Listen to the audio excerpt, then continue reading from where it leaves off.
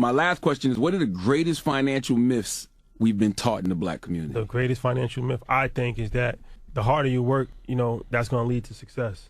And it's like, shout out to my bro Wall Street Trapper. He said something that was so profound to me. It's like, coming from working class environments, we all know people that work 2 jobs. It's pretty common, right? And you really think about it, I never met one person that worked 2 jobs that had more money than somebody that worked 1 job. And it's like, the reason is because you're trading your time for money, and that's not really how to get money. You got to have your money work for you. Like, and that's really the greatest myth I think that we've been taught, is like, money doesn't grow on trees. You got to work hard. But that's it. It's really crazy, because it's like, nah, not really. Your money has to work hard for you, because the harder you work for money, you're just going to burn yourself out, and you're still going to be broke at the end of the day. I treat every dollar like a worker.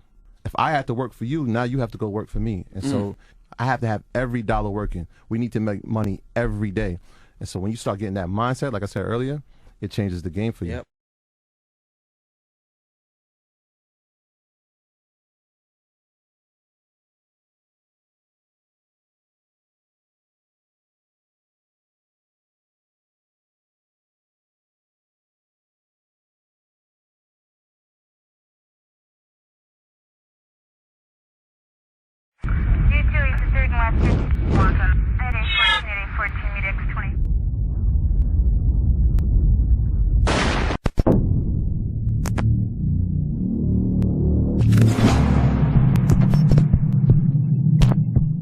Yo, what up, man? Chris, I'm by checking back in, man. Back with the blog, man. Make sure you hit that like button, that subscribe button on the way in, man. Welcome to the 2021 Battle Rap year-long recap blog, man. It was an amazing year in battle rap, man. You know what I'm saying? Amazing year in battle rap. You had some returns. Cassidy returned. Sue Surf returned. You know what I'm saying? Drake did an amazing card, man. RBE did Max Out. You know, King of the Dot did Twitch, giving away $100,000. It is a lot of things that went on this year in battle rap, man. A lot of exposing, a lot of drama, a lot of BS. You know what I'm saying? A lot of great battles, a lot of classics.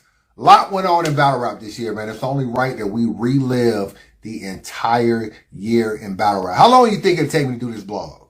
2 hours? Maybe I can do this blog in about 2 hours. Don't quote me, man. You know, I'm like the king of the long blogs, man. Don't quote me, man. So we are going to relive this year, man. Talk about some things. I'm going to talk about some stuff I probably never spoke about the entire year, but I'll speak about it in this blog, man. So, you know what I'm saying? I appreciate the support once again, man. The 2021 recap blog coming at you in 5, 4, 3, 2, 1. Was I having sex with you at the age of 13 and 14? No. How old were you? I was 16 and a half. What? Bro, what are you talking about, man? Bro, I'm out, man. That nigga's tripping.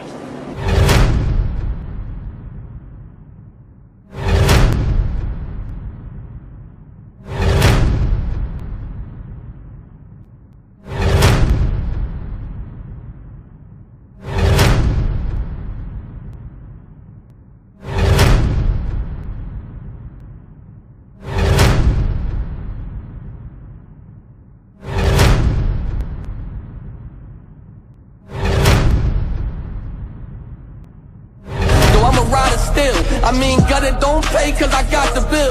Come outside, big Terrence, and let's see if you got it still. If not, chill like I'll boom on a diet pill.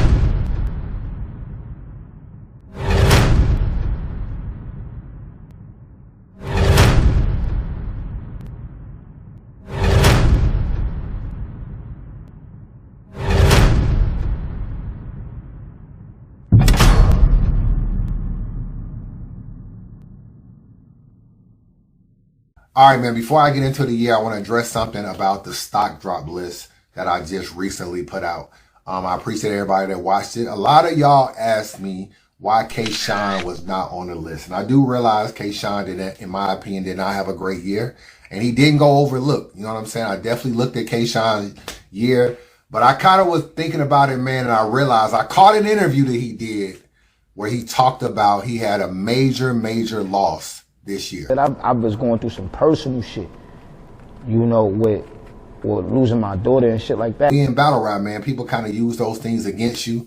He still went out there and battled despite the circumstances. And as much as I can say, yo, none of that matters. They signed a contract. It is what it is. If you go out there and battle, you got to face whatever. I had to be honest with myself and think, do I even want to put him on the list and even talk about him in such a negative light, considering that the stock drop list has a lot of comedic slash kind of like ish talking in it. And, I don't really want to like put that on him like that. So that is why he was not on the stock drop list. We might as well just stay on K-Shine for a minute, man, before we jump into this whole 2021 recap and start at the beginning of the year.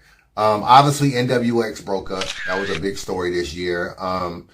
I don't really know why they broke up, if I'm being real with you. All I know is the timing was bad. You know what I'm saying? K-Shine went on stage, lost to Hollow. There was a bet between DNA and Nunu on who would win the battle. And when DNA was doing post-game or post-battle with Jay Black, he really didn't say K-Shine won. His commentary was just like he knew K-Shine lost the battle. Didn't resonate here. What do you think?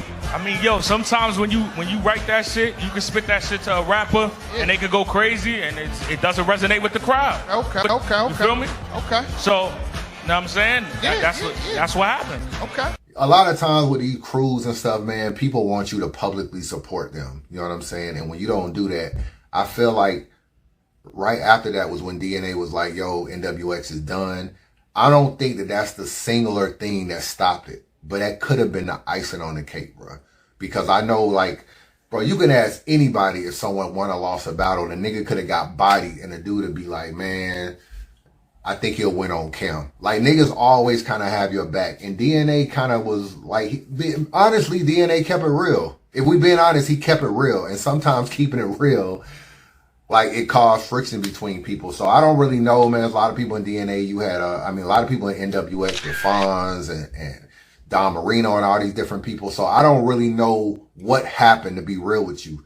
But one thing I do know, there was an interview with K-Shine, and they asked him, if you were a new battler, what is one thing that you would tell a new battler? And one of the things he said, it kind of stuck out to me. The nigga said, I would never join a group. Would you give a nigga upcoming right now trying to get his battle rap shit up? Trying to do the battle rap shit? Yeah. Man, stay true to you. Be original. Don't join no teams, man. Do your own thing, man. That's it. Whoa. So that resonated with me, bro, because there's a lot of things you can tell a new battler. But for you to say that, because everything Shine do now is zip him up game, zip him up game, zip him. He ain't repping nothing else but that. And it's like, for you to say that in the interview kind of sounds like you regretted joining NWX. So even though I know they may still be cool and publicly support each other, something happened, bro, between them. We may never know what it is, but at the end of the day, I think there was some type of issue with the support or whatever the case may be. Ego, or it could be an ego thing. So, that was all I want to say, man. Let's get into this 2021 recap, man. We got to go all the way back to January, man. All the way back to January, because January was the month that Lux said no to JC. What about JC? Now look, okay, I could go back into that space. JC been brewing. So look, it's things that's been accumulating. The funny thing is, I think it was a point where that could have happened, but I don't think it's that. Before, not now though. I don't feel it. I think you. Yeah, he fucked the pack up. I think you and B Dot makes more sense than you and JC after Daylight. At this point. JC versus Loaded Lux, man, was a battle that I ain't gonna say it was in the works, you know what I'm saying? Because I don't know really how much Lux really wanted to battle JC, but I know JC wanted to battle Lux. He had a hit list of Lux, Averb, Sue Surf. I feel like there was one more name on there. And the crazy thing is, he ain't battled none of these dudes, man. He had a whole hit list and didn't battle none of these guys. Loaded Lux, man. You know what got this Loaded Lux versus JC train off track? They was on a collision course, man. JC doing his thing, Lux doing his thing. JC doing his thing, Lux doing his thing. They might have been on a collision course. Fans want to see it. And it got derailed, man. The battle that got this derailed was Loso versus JC. How you won a Lux battle?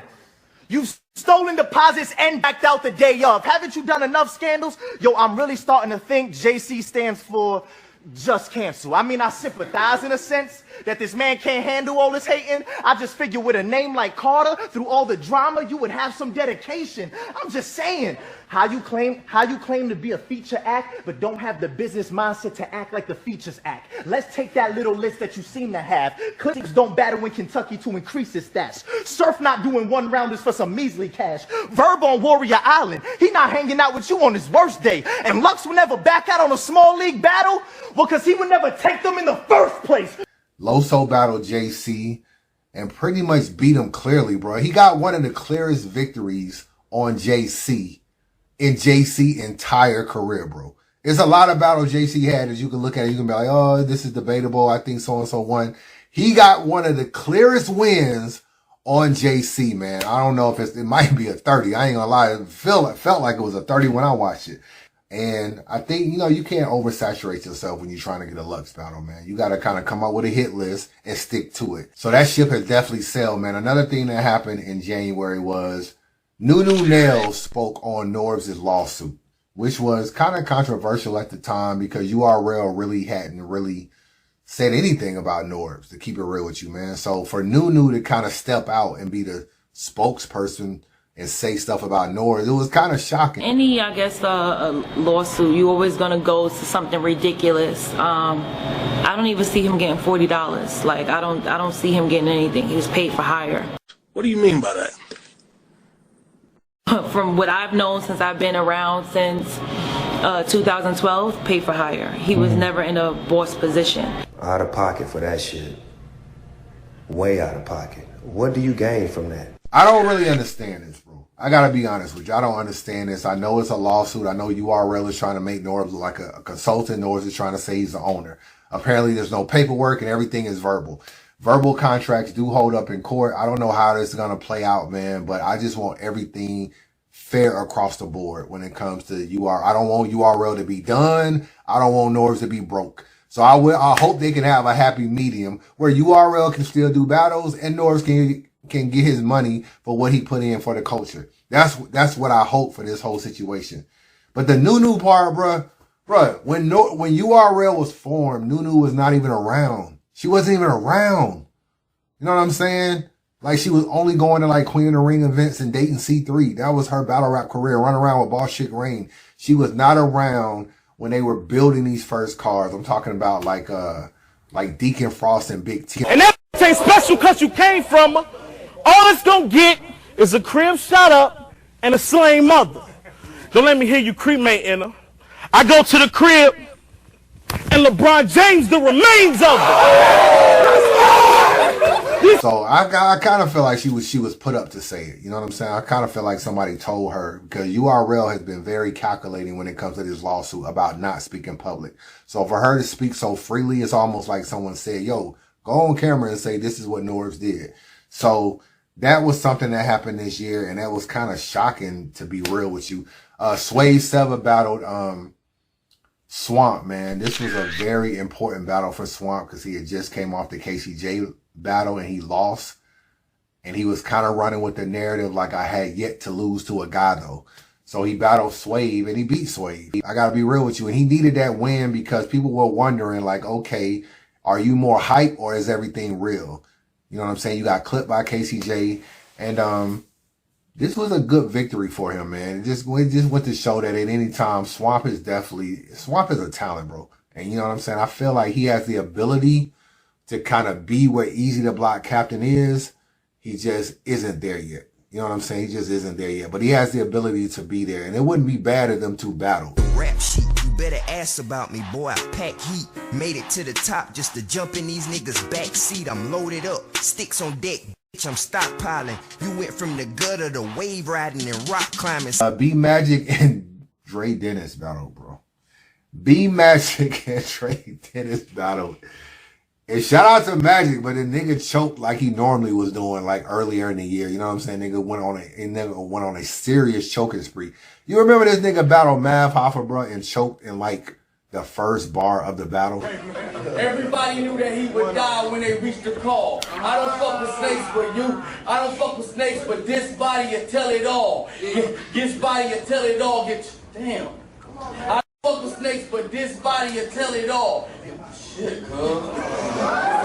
This is the kind of stuff that B Magic was doing at the beginning of the year. He battled Dre Dennis and choked. But the funny thing about this, the nigga showed up to the battle in some Wranglers, bro.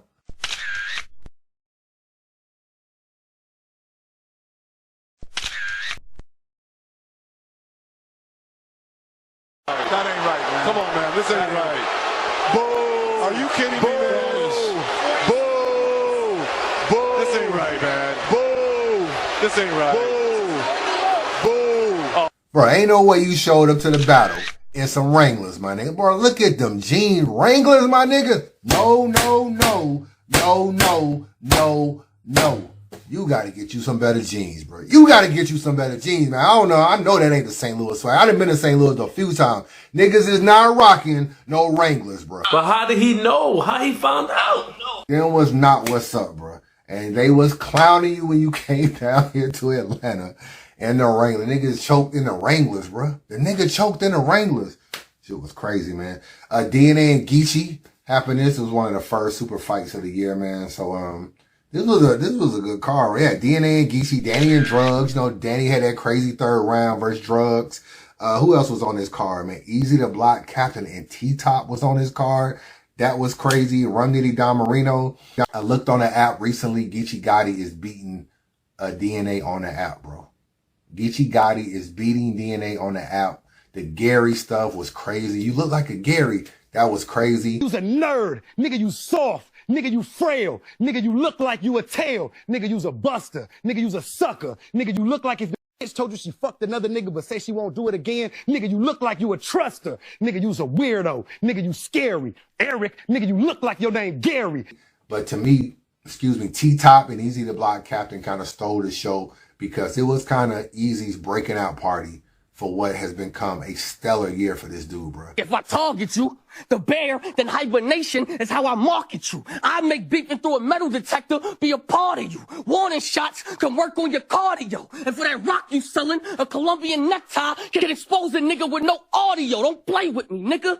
Ain't no book for this. Trappers for dummies, you can go follow that. I heard you sold oils, the fake Egyptian musk, even in that shit that you bottle cap. But this was his breaking out party, and the dude just was in a, I just saw a trailer for him for the whole Fresh Prince of Bel-Air remake. So the dude is even doing like shows now. So salute to you, Easy to Block Captain. Conceited did an interview, man, and kind of told his story of the old Red house situation, which was funny. Everybody told their story this year, bro. Hitman told us the old Red story again. Old Red told the old Red story. Calico told the old Red story. And Conceited told the old Red story, man. And Conceited at the beginning of the year was saying he would come back to battle Rum Nitty. But he is my favorite right now, so he would be the one I'd come back for. It would be. I mean, after, of course, I would have to, before I take a Tay-Rock or Rum, like I said, I would have to need something, a tune-up, yeah. But after your tune-up, Rum Nitty can't beat you. No. Okay. Nobody really can, to be honest. Early in the year, he was talking like he may get the itch. Like, yo, I may come back and battle these guys. 10 months later, he still had not battled none of these guys. But I think Khan is done in battle rap, bro. You know what I'm saying? I think he's like not even interested. The dude is living very well. He's into all the crypto and making all this money, man. Still doing the Wildin' Out stuff, doing the Wildin' Out shows, making hella bread. I talked to Hitman. Y'all saw the Hitman Untold Truth, but y'all also, I definitely talked to Hitman behind the scenes to kind of know like what their lifestyle is really like. Khan is living it up, bro. Khan is living it up on Instagram. That nigga got a whole mansion, bro. They got a whole mansion on Instagram. No spiral, winding staircases. I mean, that nigga living good, bro. You know what I'm saying? Got a BMW with the suicide doors. That man is living good. He ain't about to come back to battle rap for 50 racks and a possible loss. So I don't blame you. You might not want to step in the ring with Rum Nitty or Rock. I gotta keep it real with you, bro. Smack Volume 7 happened this year. That was DNA and Av. That was Rock and Verb. Arsenal and Danny, K-Shine and Chilla. Twerk returned on his card versus Jada Nightwing. That was the big thing about this, was Twerk was returning. He took a long hiatus at the end of 2020, came back in 2021, battled Jada Nightwing, and lost. I think he lost his battle, bro. If I'm not mistaken, I ain't watched it in a long time, but I don't remember the nigga winning.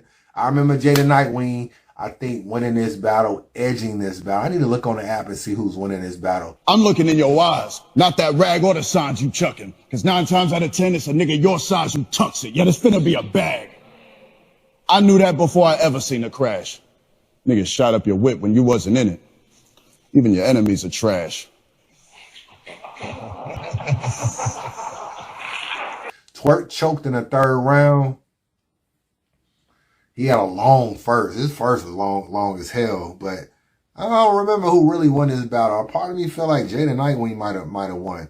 DNA and Av got smoked in my opinion. This is one of DNA best battles. You know what I'm saying? I think he was still Gunbar DNA at this time. This was actually one of his best battles was versus Av. He beat Av kind of easy in my opinion. Rock got rid of Verb super easy. Danny Myers beat Arsenal and Chilla Jones beat K-Shine, which ultimately led to him winning Champion of the Year. And he became Champion of the Year after that. Salute to Casey J. She was on I-95, man, one of the only females that hit, you know, do the little radio freestyle with his Hot 97 bars on I-95. Same joint Surf went to. Salute to Casey J, because Casey J was having a big year leading up to that point. And she continued it throughout the year. But she was the only girl that went up there and spit some bars, man. A lot of these girls say they got bars. She went up there, spit some bars on the radio, man, continuing to brand herself. Big salute to her, man. Big salute to her. I had a booming year. Bitches probably hating. I ain't never lacking. Stay down, so I be waiting. Ass on me, cash on me. Yeah, nigga, I be caking. Niggas like they jury. Hell yeah, they be faking. Saying they don't like me, I'm in every conversation. It's top tier case, cause I ain't never been basic. Knew my time was coming, just had to stay down and be patient. URL had media this year, man. Media blackout. They wasn't letting Hip Hop Is Real, 15 Minutes of Fame come in. All these different things. Not really sure why. They would try to blame it on COVID, but it really wasn't COVID, bro. It really wasn't COVID. I think in order to have your own media and have a jump start, you got to be able to kind of like get some of the other media out. You know what I'm saying? So that the battlers can only go to one media. So I think that was the plan. That's what they wanted to do. But they ain't been consistent with it because we ain't really been seeing no URL interviews, bro, at none of these events lately. I haven't been seeing any. I haven't been seeing any post interviews in probably the last 2 to 3 events, or maybe 3 to 4 events. I haven't been seeing any interviews. It seemed like maybe that whole, you know, battle and then go talk to Anwar and Rita and all them. I don't even know if they even still doing that. So, but URL started the media with Anwar and Rita. And I ran into Anwar, man. I'm at the Bullpen event, man. Just minding my business, man. Enjoying Ace Amin and John the Don. All of a sudden, out of nowhere, man, I get a tap on my shoulder and it's New Jersey Twerk. First thing he says to me is like, yo, you got a problem with me or something? I was like, yo, why would I have a problem with you? What are you talking about? He was like, yeah, niggas told me that you was talking trash about me and that you was in the building. First thing I'm thinking, which one of y'all niggas line me up? Because one of his Twerk is coming over here to start some static, and one of you niggas line me up, man. Like, yo, there go Chris Unbias. He was talking about you. He's right over there. You know what I'm saying? And tried to line me up. So when he's saying this, of course, I don't know who he's talking about. You know what I'm saying? I'm like, yo, I don't be talking about you, bro. So I put you on the stock drop list. I do a stock drop list every year. He was like, no, I ain't really talking about the stock drop list. Nigga just saying like you was being all extra and disrespectful in the video. I'm like, I don't know what they talking about. I don't be talking about your personal life. I talk about your battles. I mean, you know, you had an up and down year. I'm going to talk about it. So, he couldn't tell me what I said because I said, well, what they say I said? He didn't know. But then again, I couldn't remember what he was talking about. And y'all watch a lot of my videos. I don't recall myself ever really down in Twerk outside of battle rap. I don't talk about his personal life. I don't really know him that well. So I'm not like talking about, oh, his car got shot up and he in a gang. I don't got no real strong opinions about none of that stuff. So I don't really do blogs on that. So at the end of the day, if you, other than choking, recycling, losing battle, that's all I really talk about. So we have this little, he's like, yo, you know, that's what kind of threw me off, man. I never really talked about you and your situation, man. I'm glad everything worked out for you. But so it kind of threw me off because, you know, I always had a decent rapport with you. I was like, bro, I don't know what they talking about. If you could tell me what they talking about, I might understand. I said, I put you on the stock drop list. Other than that, I mean, you win a battle, you lose a battle, I'm going to talk about it. So I said, man, let's do an interview. You know what I'm saying? I forget all this, so let's do an interview. So the way Bullpen is set up, it kind of has like one room where the battles were, and you go in another room and they have like a bar and everything there. So we're walking out of the area where the battles are and going to like more of an open space. So I'm really thinking I'm about to get this interview. I'm like, okay, that's dope. I'm about to interview Twerk, you know what I'm saying? Ain't never had a Twerk interview. What I'm trying to think about what I'm going to ask them or whatever. Bro, we get to the other side of the room, bro, into a whole nother area. And all I hear is, yo, Anwar. Anwar comes over there, right? He was like, yo, Chris Unbias want to do an interview with me. Anwar looks at me, looks at Twerk, looks at me, looks at Twerk. Like, I wouldn't do an interview with him. I don't think you should do an interview with him. I'm like, yo, what do you mean you shouldn't do an interview with me? What you talking about? I'm not even putting two and two together of their relationship at this time, right? All I'm doing, I'm looking at Anwar like, yo, you just the nigga that be on Champion. Like, you like Jay Black's assistant. That's why I'm looking at him. Like, when you're media like me, Angry Fan, Piper Boy, stuff like that, and I'm not trying to speak for them. I'm speaking for myself. We look at media different because we grew it from the ground up. A lot of people got put on because they was with somebody, or they know somebody, or they're in a group, or they started a podcast with this person. We really grew this from the ground up. We put in a lot of legwork, a lot of hours. A lot of these other people got kind of grandfathered in with who they know. So we don't look at Anwar as real media. That's just me personally. You know what I'm saying? I do realize he's on Champion, but we just don't look at him like that. You know, personally, because he didn't put in no groundwork for media. So we don't view him that way. I don't know how y'all view him, but that's how people that I talk to, that's how we view him. We don't look at him the same way. I'm not running to see like, yo, I wonder what Anwar think of this battle. We just don't view him in that light. So when he's telling me I can't interview Twerk, I'm like, yo, what are you talking about? And he's like, well, you know, you were saying some things in a blog that was kind of disrespectful. I said, what'd I say? What'd I say, Anwar? What'd I say? He like, well, I don't really remember. You know, I can't really remember right now. I said, was it the stock drop list? He was like, no. I said, was it disrespectful? I said, I don't be disrespecting Twerk outside of talking about him outside of battle rap. He was like, no, I really wasn't disrespectful. I just felt like it was a little over the top. I'm like, bro, it's battle rap. You know what I'm saying? Like, I'm going to put my own spin to it or do things my own little way. You know what I'm saying? You got people that rant. You got people that say stuff the way I say it. You got stuff that say it in their mannerisms, but it's all battle rap at the end of the day. Like, no, I'm just saying, like, you know, I just felt like he was a little bit over the top, and you know, that's just how I feel. One thing I do respect about Anwar, I don't know him personally. I felt like I used to defend him when people used to come at Rita. I didn't really feel like, you know, I think that's his wife. I'm not sure, but I always felt like people really shouldn't be talking about, you know, wives and stuff. So I felt like even though she's in battle rap because she's on Champion, so she is a target. But at the end of the day, people was like calling her out her name, and, you know, and I just felt like it was just, you know, not appropriate. So I used to defend that. And I know he probably never saw them blogs or anything like that. So Twerk is like, well, you know, I would do an interview, but Anwar is my manager. I'm like, Anwar is your manager? You know what I'm saying? Like, this is news to me. I ain't never even heard this before. I'm like, Anwar is your manager? He was like, yeah. And so at the same time, bro, I was a little bit ticked off because I'm looking at like, who is Anwar to be telling me I can't get an interview? I'm still looking at it like that. And I didn't, you know, and I don't want to feel like anything I want to do in battle rap is stopped by Anwar. So I'm still kind of like weirded out by that. But I got to respect the fact that he's your manager. So Anwar says, yo, I'm going to go watch some videos real quick of you. Mind you, we in a battle rap event, bro. I'm going to go watch some videos of you real quick, and I'll let you know what you said and whether or not I feel like it was disrespectful. And if I don't feel like it's disrespectful, I'll let you interview Twerk. The nigga said, if I don't feel like it's disrespectful, I will let you interview Twerk. So you know me at this point, I'm kind of like F the Twerk interview. Like, you know what I'm saying? Like, if my Twerk interview depends on you, then it is what it is. So he's like, yeah, I'm going to watch it. I'm going to get back to you, and I'm going to let you know like what video it is and all this kind of stuff. I'm kind of like blown. I'm kind of blown at this point or whatever. And Twerk was like, man, you know, Anwar's my manager, man. He's looking out for my best interest. So, you know, I can't do the interview. I'm like, bro, really? You know what I'm saying? Like, this is a vibe I got, you know? So, mind you, like, that passes. Anwar never gets back to me, like, in a venue. I don't even really see him no more. Ace Amin and John battle, like, right after that, and then everybody leaves the venue and go over. And I never spoke to Anwar again to this day until this whole situation arose. But in my mind, I was still kind of thinking, like, yo, somebody tried to line me up in a battle rap event.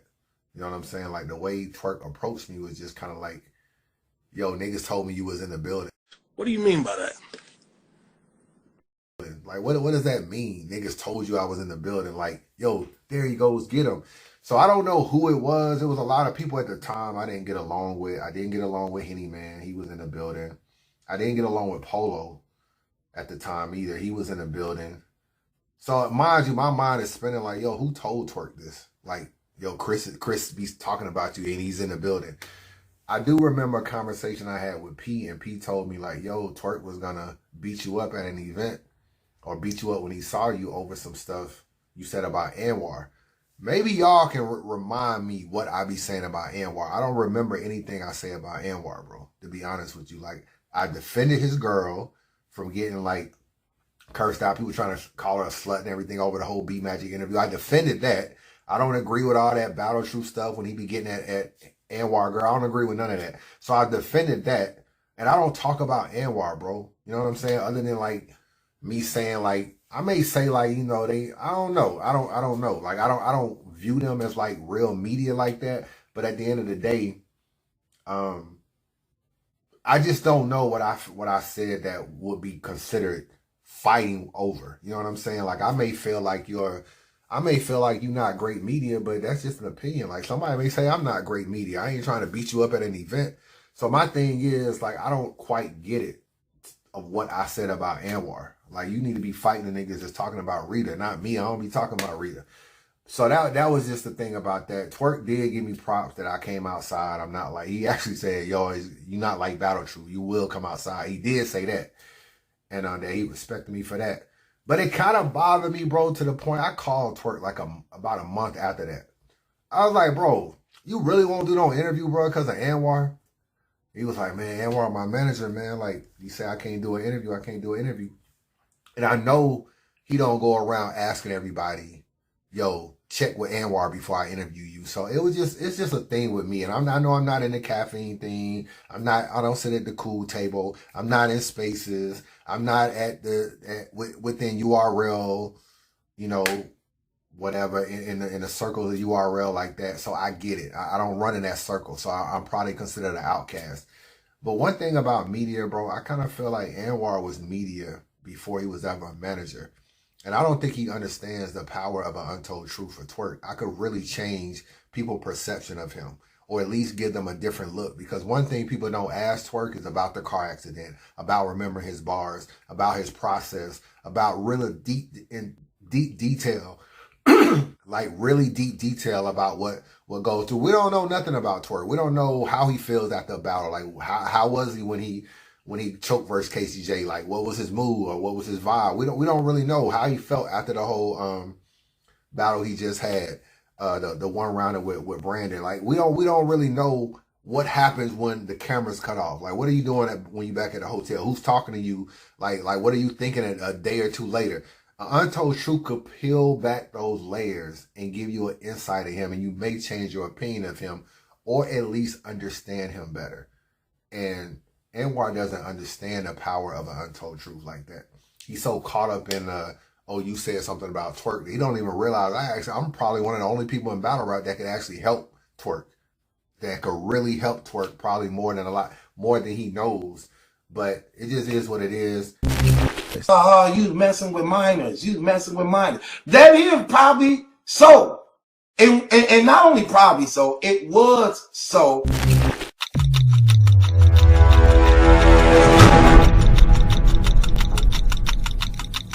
I'll get you smoke. No sweat. I pop the clip like a neurologist. Dome check. Or we can just squabble. I'll mark you out on the whole stand. Tell them Harlem Hospitals is getting beds out. Then I'm going to choke next. Let me not go down. Hold on. Where was that? Rather than Harlem Hospital giving beds out. Hold on. Let me get it together.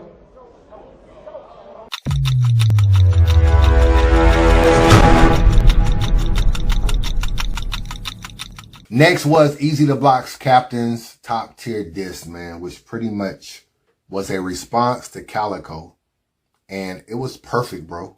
Yo, I'm a rider still. I mean, gutter don't pay cause I got the bill.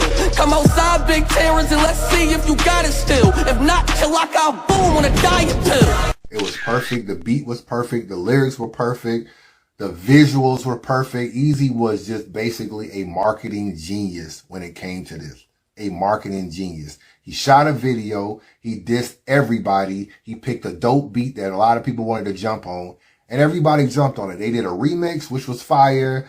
And I thought Yoshi do something. I saw Big T do something. I saw John respond to somebody. It seemed like, I think maybe Snake Eyes had did a diss track. Miss Hustle had did a diss track. The list of diss tracks went on and on and on, bro. Like you had Ice. You had a lot of different people, bro. You ain't a legend in the Philly streets, dog. You ain't Nick, dog. You ain't Reed, dog. You ain't Gilly. You ain't Philly. You ain't NH. You ain't Cheek, bro. Nigga never got a chance to meet Cole. You ain't never did a track with Lee Ford. Hey, Miss Ortiz, I know you looking. I'm about to go bomb every T-Mobile in Brooklyn. You'll know if you can't get off work, that's not respectable. You the supervisor, don't you make the schedule?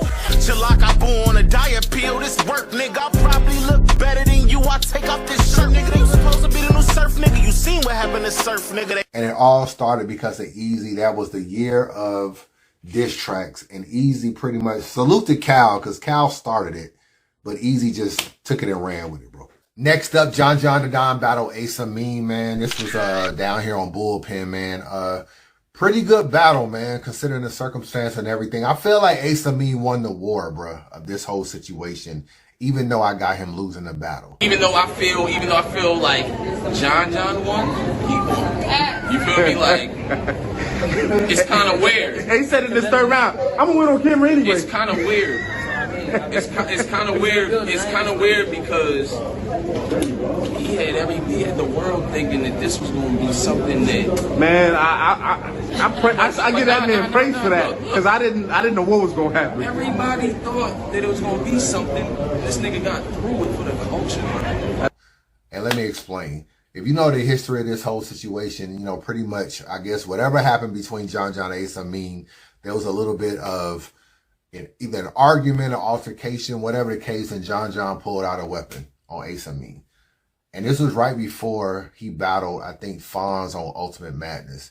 Because if you go back to the Ultimate Madness battle, he looks in the camera and he's talking about something that happened, but he's not even talking about Fonz. And for people that didn't know who he was talking about John the Don because a situation that just happened outside the venue. You a bitch and a whore. And you know exactly who the fuck I'm talking to. So John pulled out the weapon, left the venue. He go in there, battle Fonz, and then he pretty much said, you know, you're not going to battle again until you battle me. Like, we either going to shoot the fade or we going to battle, one of the two, but I got to get my get back. I told your bitch ass that you would not battle anybody else on any league in America if you didn't battle me first. And that's pretty much what happened, bro. I don't even know if URL wanted to book John anymore because they was afraid Ace Amin was going to pull up.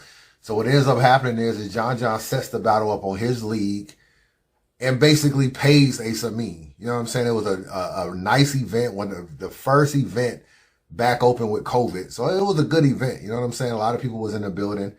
But it's a chess move because John didn't battle anymore after that, just like Ace Amin said. And Ace Amin was able to get a big payday off of John on his league. So at the end of the day, it was kind of a chess move that really worked out in his favor. There was a lot of heckles. The audio wasn't good in the building. A lot of booing, a lot of chatter.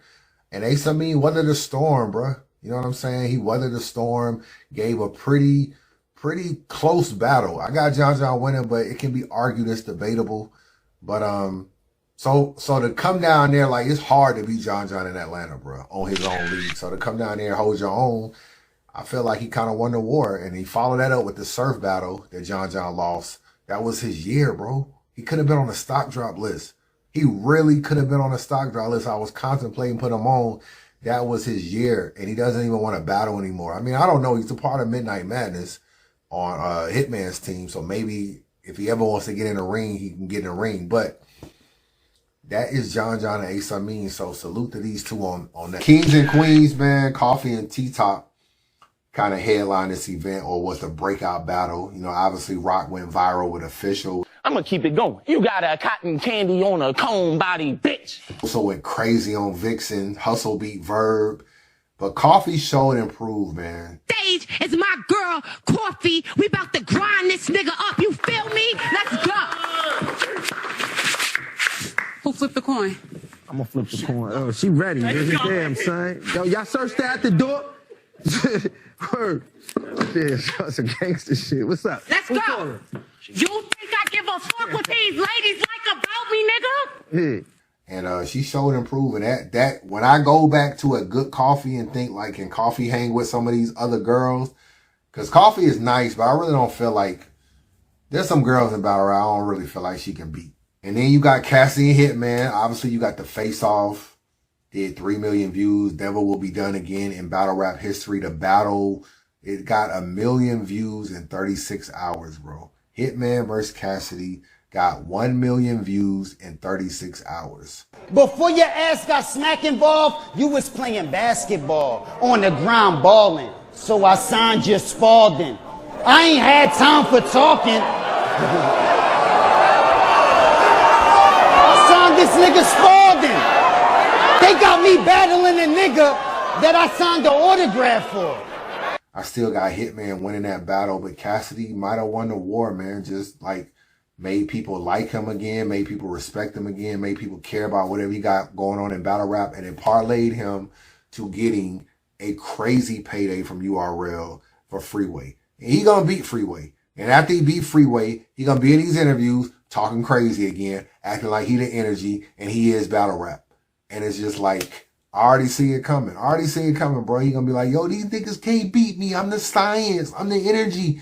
And it's like, bro, you beat Freeway. Come on. You beat, no.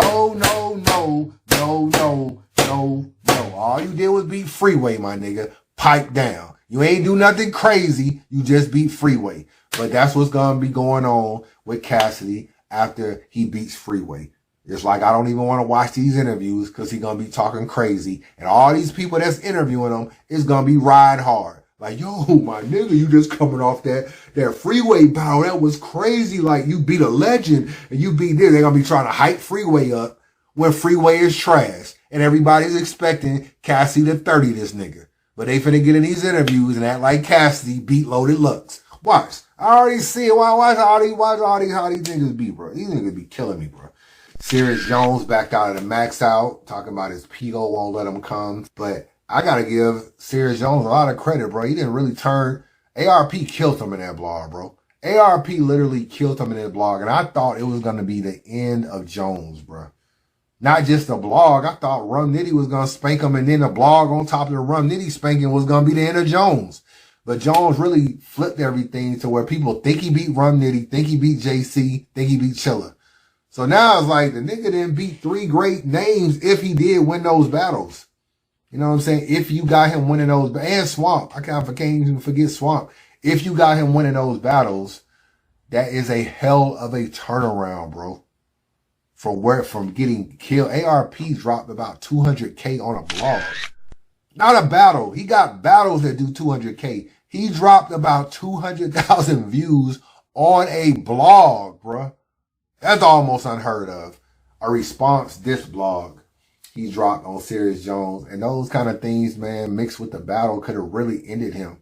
He would have lost the Rum Nitty. URL turned around and gave him Swamp. Swamp would have killed him. They'd have been like, man, get up out of here. You wouldn't have even been seeing Jones on these cards no more. Jones persevered. Gotta salute him for that. I don't agree with him backing out of the battle. I don't agree with the communication. ARP normally do a lot of stand-up stuff, man. So whatever he said about Sirius Jones was looking shaky, bro. AllHipHop.com said ARP is the most dangerous nigga in battle rap. That was hilarious, bro. When I sent that article to ARP, like, yo, nigga, I don't even know if I should be talking to you, bro. Niggas talking about how dangerous you are. And that nigga just fell out laughing. He could not believe they wrote that. The most dangerous dude. Man, who is writing the battle rap stuff over there, bro? I mean, it's bad enough the list was terrible. The blogger list that y'all just put out. You know, I should do a blog on that. But then you got the most dangerous nigga in battle rap. That was crazy. URL had another super fight. Mav Hoffa finally got back on URL. Goods, he said, was ducking him. DNA was ducking him. Surf ducking him. All these guys ducking him. He finally gets Geechee Gotti. He gets, JC versus none of them was on his card. Bill Collector and Big T. I forgot Bill Collector battled Big T. I don't even know who won that battle, to be real with you. Dot versus Squeako. I think Squeako choked or something. You let Dot. I think Dot might have beat Squeako, bro. That nigga don't even beat rhyming. Come on, Squeako, bro. But Mav Hoffa, Geechee Gotti, man, I felt like it was a good battle. A lot of people, obviously, I don't have Mav winning. I gotta keep it real with you. I got Geechee winning the battle 2-1. Dying over your OG's old beef? Me, I answer to a higher power. Me and my good guys got a lot of hood ties, and we ride for hours. If you 40 deep, it's 5 real niggas and 35 are cowards. I let my 40 sleep, the 5 real niggas, the others buying flowers. The police ride through your block. The police ride through your block. You go inside for hours. I caught a charge brawling with the law. You down to fight for power? But this narrative that Mav isn't good, I ain't feeling it, bro. This narrative that Mav is trash. Oh, he's a better podcaster than Ballard. I ain't feeling that either. If you put him against Surf, I don't know if you need a battle Surf right now, but if you put him against Goods and all these people, it's gonna be a good Mav, bro. It's gonna be a good Mav. I'm not saying he'll win. It will be a good battle. We got ghostwriting rumors with Yoshi G. Yoshi went through a whole thing with the ghostwriting rumors with her and quantum physics, man. And to be honest with you, bro, I really don't feel sorry for Yoshi, to keep it real with you, because anytime you mess with quantum, this is the kind of stuff you find yourself into. You know what I'm saying? We've seen it with numerous girls. Obviously, Bonnie Godiva had to apologize to the battle rap community for having a ghostwriter with quantum. And this is just what we see. So when you align yourself with that, I don't know what makes you feel like you any different. We planning for the future. So we planning for Rum, Serious, writing for those too. So all right, hold on, man. You know what? Hold on. I'm gonna let you finish, but hold on. My guy, this is $100,000. Like, if I'm in this tournament, bro, and I find out you helping her, we're gonna have a problem. Yeah, no, like, why should other MCs not be cool? Everybody has a different a different process for how they finalize their bars. Yeah, but this is 2 against 1. It's not. It's you and Yoshi versus Trump. It's not. This is okay. I put it it's all Yoshi. I didn't really know. It's not. I'm saying it's all Yoshi. It's not a Bonnie Godiva situation. You have iPhones. You have notes. You can share to each other. So when she write, I can see her writing. I can feel me. You could go in there. And I got a Droid. I never had an iPhone. Yeah. So I don't know what you're talking about. You can see the whole scheme. You can see it change. It can tell you when it was edited, what time, the whole 9. You feel me? Like, she blocked me out of our shared note. Like, she blocked me from the shared note, and I'm like, yo. Well, y'all really beefing. Yeah. She wants to do it on her own. She wants to do it on her own. Yeah, and I'm like, do it on your own. This is the fucking wrong time to be talking about doing some shit on your own. Look at my eyes, dog. I'm upset. Yeah. You know what I'm saying? QP basically uses his position, gets you under the wing, has all these text messages and bars he wrote for you on the phone. He can expose you, and then it's kind of like he can out you at any time. So really, I don't really feel no type of way. I feel like Yoshi made a big mistake when she first did an interview with Goods, and Goods asked her, was QP her ghostwriter? This question, you might feel a way about. It ain't nothing that big, but this is something that been lingering, and this is something that they asked him to ask you. All right, you ready? Okay. Do QP write for you? Do he help you in any kind of way? Sure, he is my lyrical equal. You know, You spar with him. There's no brain other than his that I know that think like mine and work like mine. What she should have said was, no, I don't really rock with QP like that. But she praised QP, gave him his flowers and everything, and that started people wondering. It's a reason why Goods asked her that question. It was because, you know what I'm saying? If you follow social media, you will see QP going hard for Yoshi, bro. Really hard. And sometimes when you write for people, you live vicariously through them because you're not the star, but it's like your bars may have helped him win a battle, so you can kind of feel like a star. And he would go so hard, like, yo, she's better than 40. She's better than this. He's on all the posts arguing with people about how great Yoshi is. And you sat back and you wondered, bro, you going a little too hard. He even posted like he gonna shoot somebody over Yoshi this year.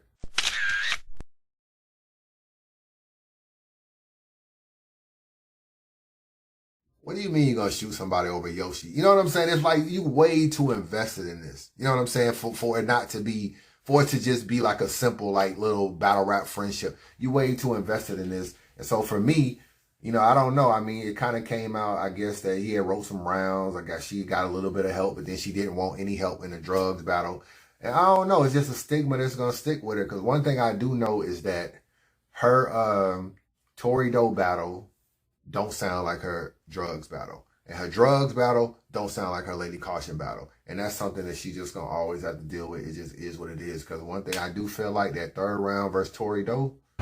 Time to milk the system. 2%. I invite them in, D. I'm good for the bones. Even cows see I'm lucrative. Plus my dairy air soft as butter. By a large margin.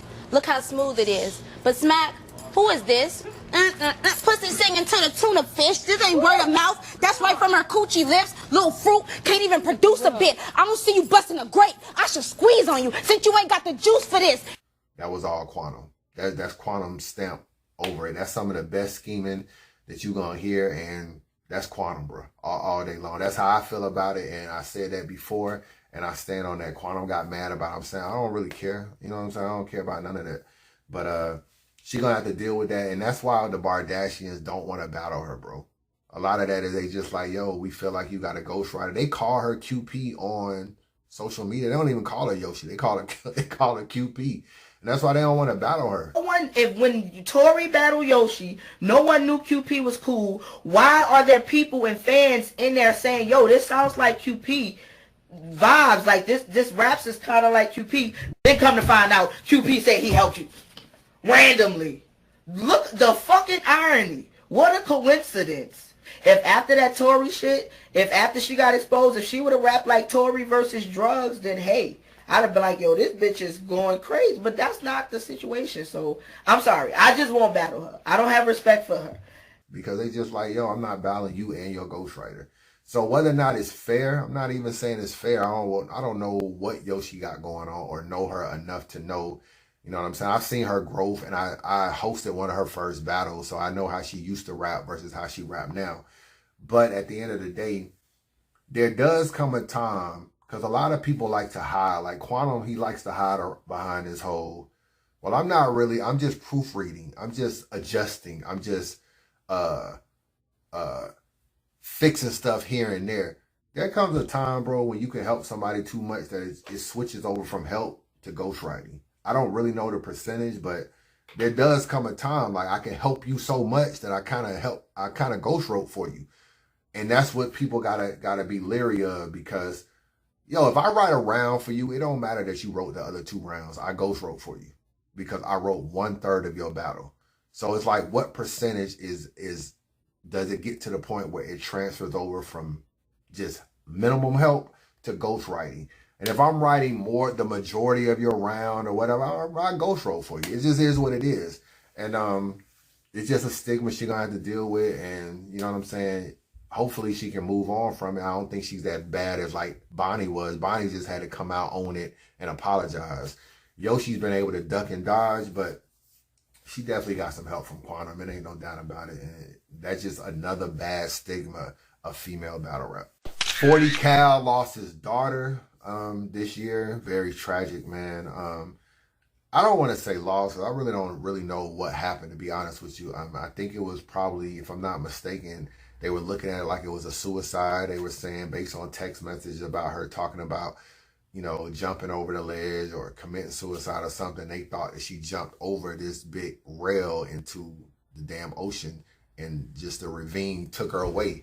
And family and friends have been searching for missing 19-year-old college student Sania Davis.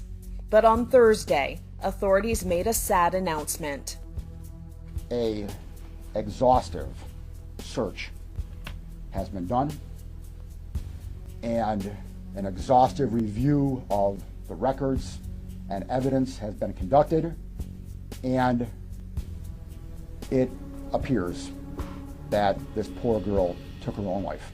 Bro, they just felt like, based on her text messages, I think it was with her boyfriend or something, that, you know, she may take, I don't want to speculate on what the text message for, but it was something about maybe taking your life or something to do with suicide. And they just trying to put two and two together and think because she was right there where the water was at, that's where it probably happened.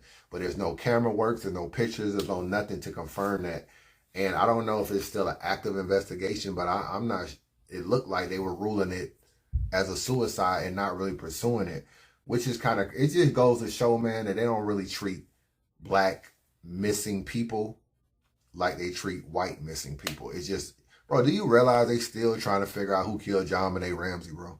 They still trying to figure out who killed JonBenet Ramsey, bro. And it's been many years. They was on that for so long because they didn't know what happened in that case. And it's just a constant reminder, man, is that our lives don't matter at the end of the day, and the money and the time and effort it would take to find 40 Cal's daughter was not utilized in this situation.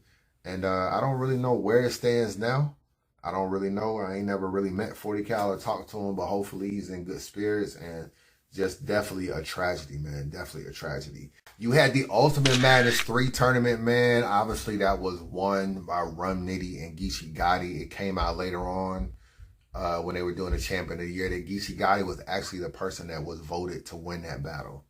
But they split $150,000, $75,000 a piece. That is fire. For that, he threw up an extra 50, so shout out to, you know what I mean, Champagne Poppy. Yeah. But you know what I'm saying? The vote from the fan vote came in. Rum Nitty won the fan vote by 1 point. 1 vote. You heard? By 1 vote, Rum Nitty won the fan vote if it goes to that. You know what I mean? And this is probably... But hey, should we tell? We gonna tell? Nah, niggas know what the fuck it is. We splitting that bitch. What really stood out the most in this whole entire tournament was the judging. The judges were what? Battle Rap Fanatic, Minnesota Luke, Tony Bro. I forgot who else. You know what I'm saying? I forgot all the judges. I think Freeway was a judge, wasn't he? I think Freeway was a judge. But the judging, a lot of people was getting on Battle Rap Fanatic and Minnesota Luke. And let me defend them, man, because it's hard to judge battles at the end of the day, especially on the spot if it's a close battle. And a lot of these battles were close. I don't care what nobody say. Swave and Prep was a close battle. So I know that Swave went off about losing. I know Rum Nitty and Serious Jones was still a close battle.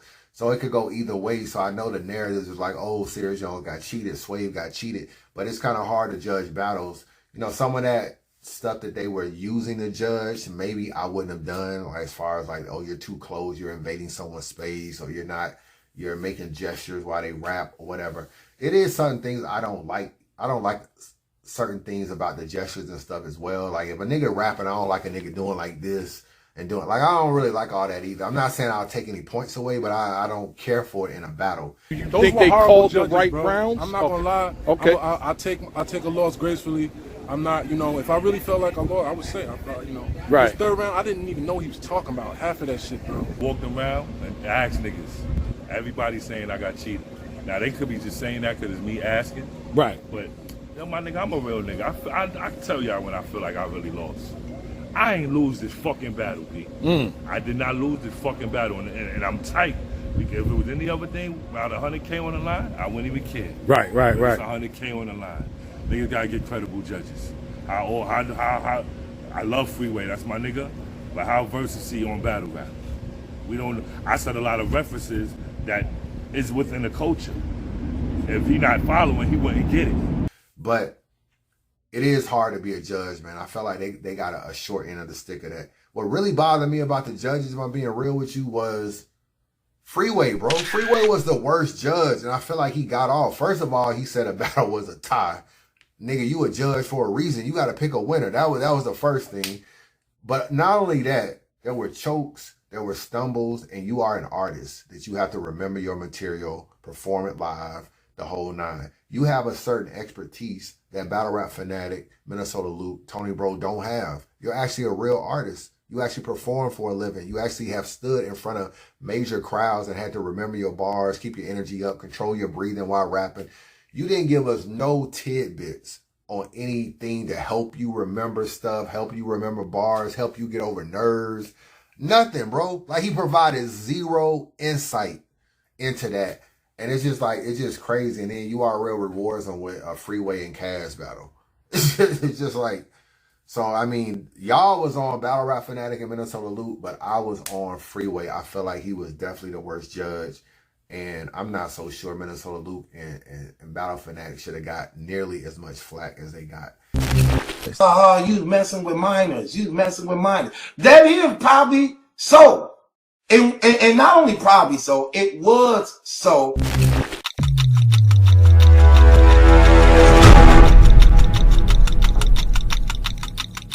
Want some other stuff. I'm known for these gun rounds, but I'll put these guns down and f you up. If I don't knock you out when we knuckle up, then the razor come out. When I swing it, you get your uppercut. I grab you by your neck, you get another cut and another cut. It look like the seatbelt won't work and I'm trying to buckle up. Boy!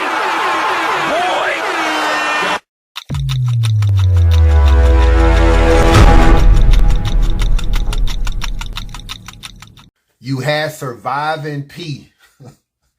That's actually P from URL, man. That's actually what he was saying. You know what I'm saying? We had the Surviving P series. Everybody was coming down on P this year for a lot of the stuff that he was doing, especially Gwitty, Spanish Harlem, Benji Low, all of those guys.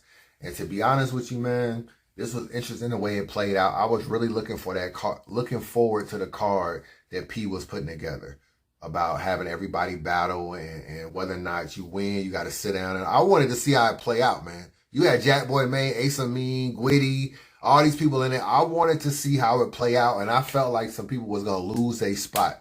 I'm going to keep it real with you. I felt that way.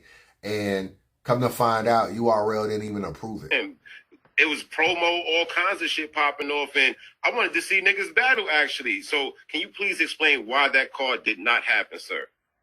To be honest, it was a couple reasons. First off, we was originally supposed to do a Philly event. A lot of it has to do with the business of it, which I'm not too intertwined with the investors in Philly, but there's some investors in Philly that really invested into a card like that happening. And I guess there was an issue in terms of like pay-per-view happening, which obviously URL don't do anymore. So they were still trying to figure out how they were going to make the most of this card, because, I mean, if we being honest, that card wasn't going to make nobody no money.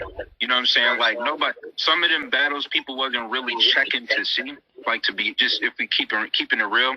A lot of it was, if we just being frank, a lot of it had to do with P trying to accommodate the niggas who've been trying to drag him over the last couple months. You know what I'm saying? Like the Spanish Harlems, the Gwitties, you know what I'm saying? These guys who say that they don't never get looks or opportunities, which they've already had at least a PG, if not multiple PGs, to prove themselves.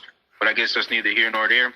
But, you know, I guess they felt the need to come for P over the last couple of months, mainly because P chose to want to go out there and be the forefront. I mean, and I told him, hey man, it's your turn, you know, but you know, enjoy it. You know what I'm saying? So it was his turn.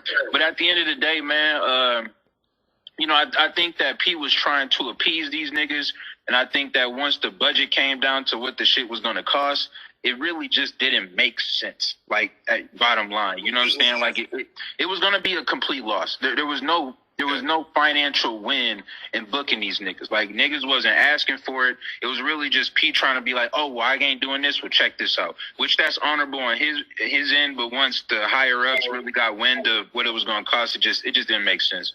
This just seemed like something that P was just trying to do on his own and maybe take the idea to URL. And URL was like, we ain't putting no budget behind this. And that's why it died down.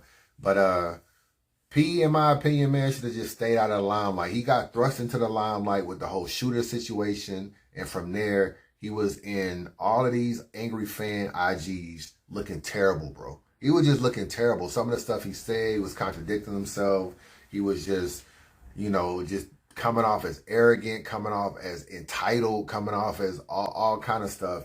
And I felt like it put him in a bad light, man. In Spanish Harlem, who I never met, very articulate, very well spoken, very educated, broke P down to a science, bro. You know what I'm saying? And P is someone that normally crosses his T's and dots his I's. He's kind of a hard guy to kind of dissect, but I felt like Spanish Harlem really broke him down really well. P, bro, that IG live where P was in the car talking about he gonna take his son to the bathroom, nigga come back from the bathroom and offers Spanish Harlem JC, bro, was one of the funniest things that happened this year. These blogs, all of this talking and all of this, right? This is very simple, bro. You claim, do you battle or do you not battle? JC, no, listen. No, you couldn't battle here if I didn't say yes. Let's not get that twisted. No. I laid my career down. You can't dictate the terms of somebody who got control. That's fine. You got control to sit home. Cool. That's your control. I ain't mad at that. Do what you want to do. But if you don't want to sit home, you can battle JC. He's already agreed. You can battle JC on URL. If you want to. If you don't. I don't. You can't. Okay, so I'm out. I'm out. You don't want to do it? I'm out. All right, hold on, I'm not going to talk to you because you don't want to battle. You can battle JC on URL. If you want to. If you don't. I don't. You can't. Okay, so I'm out. I'm out. You don't want to do it? I'm out. All right, hold on. I'm not going to talk to you because you don't want to battle. You don't. Is there any stipulation? Hold on, P. What's the stipulations with that? Where'd that come from? The same as every. See, Spanish already ain't. You can't offer me nothing. My soul's not for sale. You gotta change your ways. First of all, JC had just lost his mother. So I don't even know why you offered JC that battle. And it's just like, did you really talk to JC like in the bathroom? Like, what are you taking your son to go pee? And then he's like, you know what? Go in that stall, young one, and like, yo, JC, man. Yo, you think you'll battle Spanish Harlem real quick? I need to know before I hop back out here. It was like, I don't even think the nigga even spoke to JC, bro. I think he just in his mind was all like, yo, I can probably put it together and make this happen. And if I'm JC, why the hell would I battle Spanish Harlem? Why would I battle Spanish Harlem? And I got a hit list of Clips, Surf, Lux, and all these people. Why would I even battle Spanish Harlem? You know what I'm saying? Like, it was just, I felt like it was a terrible look. That right there was the one thing that made P look bad as hell, was that situation right there. When he came out of that bathroom and offered him JC. Another thing was when Your Honor was on Angry Fan and he was having a conversation with ARP. And basically he was like trying to figure out a way to battle Rosenberg Raw, but not battle on RBE. Like, yo, is there any way we can kind of like jointly do something, or we could do something independent? And ARP was just like, yo, why can't you battle Raw? Why can't you come over here and battle Raw? Like, you know what I'm saying? Like, a contract is why you can't do it. Like, why would you sign a contract and lose all your rights and freedom and all that? So ARP is breaking down Your Honor, who's looking stupid on the IG live. I gotta keep it real with you. And P hops on the live and makes Your Honor get off the live, bro. Whatever the case may be, I'm still going to be tied for it because you're requesting me to do it, correct? So what I'm trying to say is, answer to me why you can't involve yourself or battle Rosenberg Raw on RBE. You said the word can't. Does my answer dictate what you're going to say next? Does it? If I can't, no, does it matter? No, your answer's still a variable to me. Oh, okay. So just continue. Yeah, I knew it wouldn't matter. So just continue. No, I can't continue. My end was asking the question. So I'm at halt right now. I'm waiting. I can't battle over there, brother. Why? I heard you say that already. I'm asking you why. Because I signed an exclusive contract with your point. All right. I don't want to ask you your exact age. I know how battle rap is. People use personals and that type of shit. You're in your 20s or you're in your 30s? 29, so right there. Okay, it was really a trick question because once you pass like 18, you're a man in most states. So the point that I'm trying to make is when you say can't, I'm trying to identify where in the whole road of you being an artist did you get to the word can't do something that you had just requested me for. No, using can't as can't without consequences, not can't as I physically can't that's my body. That's worse. Consequences now for a grown man. So all right, consequences. So we ain't getting spanked. These get fired on their day off anymore.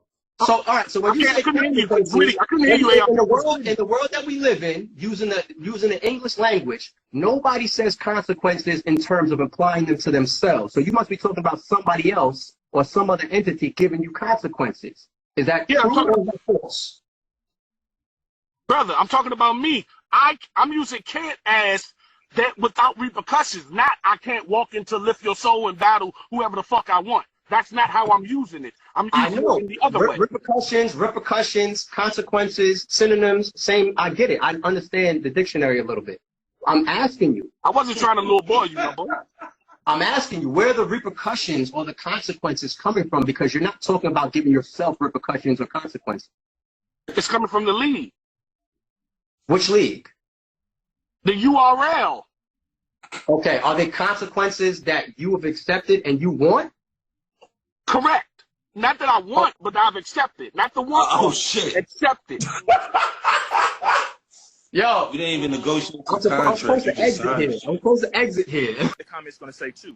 P came over and deboed and made Honor get off the live. No, I'm asking Honor to get off the live because I give a fuck about him and I know what he got going on in his personal situation, and this is not beneficial to him.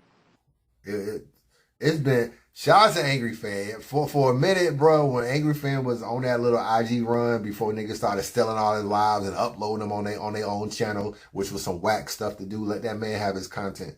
You know what I'm saying? At least hit him up and ask him, can you borrow the content? That's what I do. That part was funny as hell because I know P is just sitting back like, yo, I know this nigga ain't talking to ARP about doing a battle with Rosenberg Raw. And he just got out there and just shut it all down. So P definitely looked bad, man. Ain't no ifs, ands, or buts about it. He definitely looked bad. Spanish Harlem was kind of bodying him a few times with some of the way you break stuff down. And it's no coincidence that we haven't seen P, bro. We have not seen P at all. He fell back. None of these IG stuff no more. He didn't do the little battle with Gwitty and Benji Lowe and all them people. He didn't set that battle up. And he fell back. And we ain't heard from P since. And I think URL probably told him, stop doing all this damn talking. Stop trying to set up stuff you can't set up. And stop talking to niggas that don't have anything to do with URL. And I think that's why we have not seen P. And but it was fun while it lasted, man. I ain't gonna lie, it was fun while it lasted, my nigga. Pharaoh also was in the news this year. They were saying he shot 3 people in New York City in Times Square. He got hit with attempted murder. They saying he fled to like Florida and he was captured down there and excavated back to New York or whatever. So I don't know where he is with the case. Obviously, you're dealing with a lot of COVID, Omicron, and all these different strands. So it's not like the court system is moving very fast. You know what I'm saying? So I don't really know where this case is at. But innocent until proven guilty. So I'm not going to really speak down on the guy at all. And it's just kind of unfortunate, you know, it's just unfortunate because this is just another black person behind bars, you know, that could have potentially committed a senseless crime at the end of the day. So when you look at this situation, man, you know, there's a lot of crazy gun laws in New York City. Attempted murder is just like damn near just as much time as murder. You know what I'm saying? So when you look at that and then you look at 3 people, they can give you like 3 attempted murder charges, bro. Lump all that stuff in, give you a lot of time. So he's definitely facing some serious legal issues, bro, and potentially some serious time. So I hope he got a good lawyer, and I hope that situation works out. Max Out 2 happened. Hitman and Calico. Who else was on the card? X Factor and Big K. Jag and Ill Will. A-Ward, Rosenberg Raw. Daylight and King Los, which ultimately led to a lawsuit later on. Obviously, Hitman and Calico ended up being a great battle. I'm gonna paint this real nigga image like you're loyal. What you forgot? When Smack ain't used to pay for your hotels, my little brother had to sleep in my bed and we made pallets on the floor for you. It's a lie. Fired up. Mercedes told me it was $195,000 to get that Benz off the showroom floor. Guess what I did? I went and got that motherfucking Benz right off the showroom floor. And now they got me battling a nigga that I used to have to wake up off a showroom floor.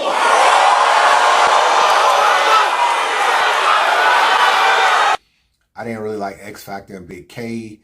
Rosenberg Raw and A-Ward was just okay. Who else was on the card? Jag and Ill Will was a body. Could possibly be body of the year. That particular battle right there. And Daylight and King Los, it was pretty decent to me. So this card, probably scaled to 1 to 10, was probably about a 7. This card was probably about a 7, man. You had Heir to the Throne, 40 bars, Casey J, Shuni versus Vixen, E-Heart versus Lady Flames, Official versus Gaddis. Obviously, what stands out in this battle is how 40 bars has reclaimed atop the throne of female battle rap as one of the best. Well, she always was one of the best females, but she's easily like top 2 or 3. I know she was gonna do that, saying the same shit everybody else does. It's okay, because I know this bitch. But all those angles is out of place. Everyone on this card bored with the homeless shit. I mean, I lost to Jazz twice. I'm that nice. The Gat's right. I predicted some shit you'll say. But even with them double L's beside my name, I'm a living legend. I'm still cool, Jay. We talking double? We talking double? Like 2J inclusion, better say you. Because I'll get crucial like the crucible and discredit J too. You lost to coffee and Geechee, bitch. But these fans, they like to baby you. If that was me, I would have ran through them C's like the Navy do. She has really kind of like regained. I thought she beat Hustle. I thought she might have lost to Official. That's kind of, I don't know. For some reason, I thought Official might have won that. But she beat KCJ, man. You know what I'm saying? She beat KCJ. And Official obviously got killed by Gaddis. So that's what we remember the most about this card, was that particular battle right there. Gnome 11 happened, man. Shout out to URL. Gnome 11, that was obviously the Geechee and Rum 150K battle. That's what it ended up being. They split the money. The main thing about who all was on this card, I got it written down. You had Rex and Easy. That was a crazy battle. Shout out to Rex for that. Chilla and Rock was also on his card. But what really stole the show was Real Sick versus Danny Myers, bro. This is one of the only times we ever seen Danny Myers look the way he looked as far as giving up in the 3rd round. I don't think we really don't even see that. I definitely didn't expect that from Danny. Last round. You sure? Yeah, don't do that, man. I'm gonna stumble through it. Nah, I ain't even spitting it, bro. I ain't even spitting it. Yeah, we out. All right, so yo, that's it. I'm out. You don't got anything? Come on, man. I'm out. You don't got anything? Nah, I got it, but it's crazy too. You got something, bro? Nah, cause I'm gonna stumble through this shit, man. Yeah, don't do that, man. I'm gonna stumble through it. Nah. You can just stand with 6-3 off the bottom bag. Yeah, bring us out. Bring us out. How do I say goodbye? Sing along with me. Come on, sing along. To what we had. Come on. Poor Danny. The good times that made us laugh. That's some good times, Danny. Always the best. I wish them back. Sing along, y'all. I thought we had y'all niggas sound horrible. To see forever. Damn, Danny. But forever's gone now. Sorry, Danny Myers. Sorry, man. It's so hard to say goodbye. Goodbye to Danny. And we out here. Get the fuck out of here. Don't you ever battle no fucking more. When you look at the Twerk situation, he got a lot of unfair criticism looking back at it. Like, the stuff Twerk has done way worse than him, bro. And it's like they tried to kill Danny on caffeine, bro.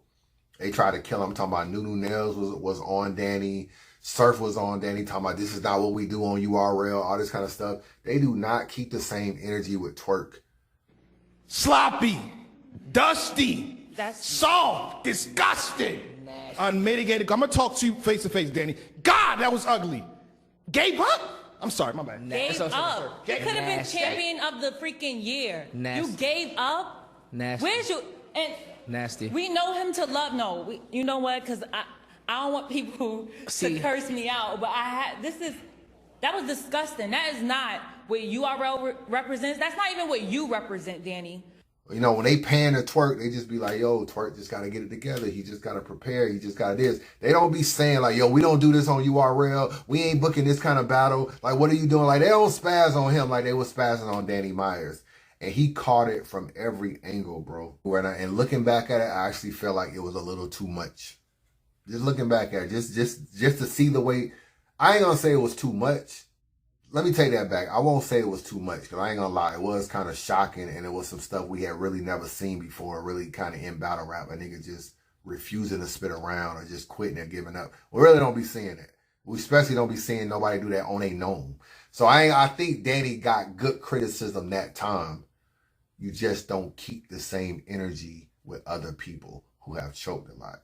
That's my issue.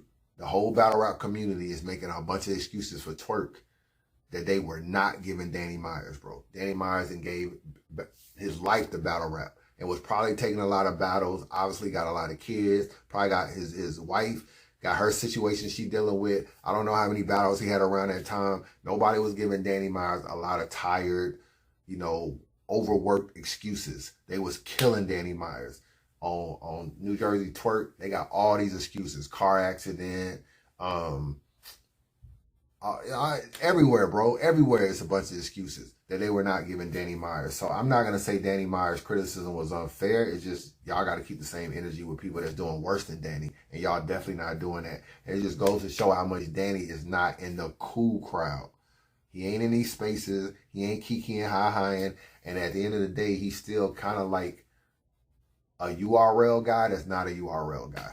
Getting back to P real quick, man. A lot of y'all kind of think like a lot of the popular bloggers don't have relationships with URL and everything. Me and Angry Fan, I don't think I ever told nobody this. Me and Angry Fan had a conversation with Beasley and P about joining Caffeine. So what they wanted was they wanted me and Angry Fan to sit up there with Jay Black. The same thing you see Nunu Nails and Surf doing, sitting up there commentating. They wanted us in those seats. And we were considering it, bro, but it's kind of difficult to kind of still be yourself and still do Caffeine or still be part of a machine or still kind of work for a company or whatever the case. So, of course, one of my things was I want to continue to talk about every league. How do you feel about me talking about RBE? They was like, well, as long as you don't do it on Caffeine, we don't care. We don't care what you do in your personal blogs. Okay, check. Second thing was, how do you feel about how we do our blogs? Because sometimes we kill people. Sometimes we're very blunt in a lot of ways. They was like, oh, we want you to be yourself. We want to bring you on. We don't want you to change who you are. We want Angry Fan to be Angry Fan, Chris Unbiased to be Chris Unbiased. Obviously, if you're on Caffeine, we don't want you saying stuff like, yo, why are they even booking this guy? Or they shouldn't be booking this. Like, don't go super crazy with the criticism of battlers, but still be yourself to some degree. Check. Okay, no problem. One of the loopholes was, we want to be paid, man. You know what I'm saying? Anything we do, we want to be paid. We put a lot of time in battle rap and done a lot of stuff for free already. You know what I'm saying? So for us, it's like, what are we getting out of that? You know what I'm saying? And you got to deal with a lot of stuff, man. You know, we got to deal with criticism. We got to deal with scrutiny. We got to deal with fans saying that we compromised. We got to deal with bloggers saying we compromised. I got to deal with bloggers trolling me about the case. Angry Fan got to deal with bloggers. I mean, not bloggers, but just anybody, bloggers and media, trolling him about his accident, his arm, everything. Everything is a microscope for us. So we like, well, what's the compensation? That was a little up in the air. They were compensating, but we couldn't really get to a dollar amount.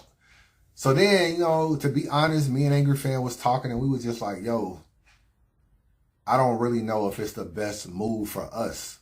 You know what I'm saying? And I told him, I said, I don't know how much longer I'll be in battle rap. I may be gone. You know what I'm saying? I don't see me doing this. Probably, I may not even do this longer than this year right here, bro. You know what I'm saying? When I look at it, I'm like kind of getting tired of like the way battle rap is going or whatever the case may be. So I don't know how much longer I'll be doing battle rap blogging. I told Angry Fan, for you, it may be a good move for you because maybe 3-4 years you might still be a blogger.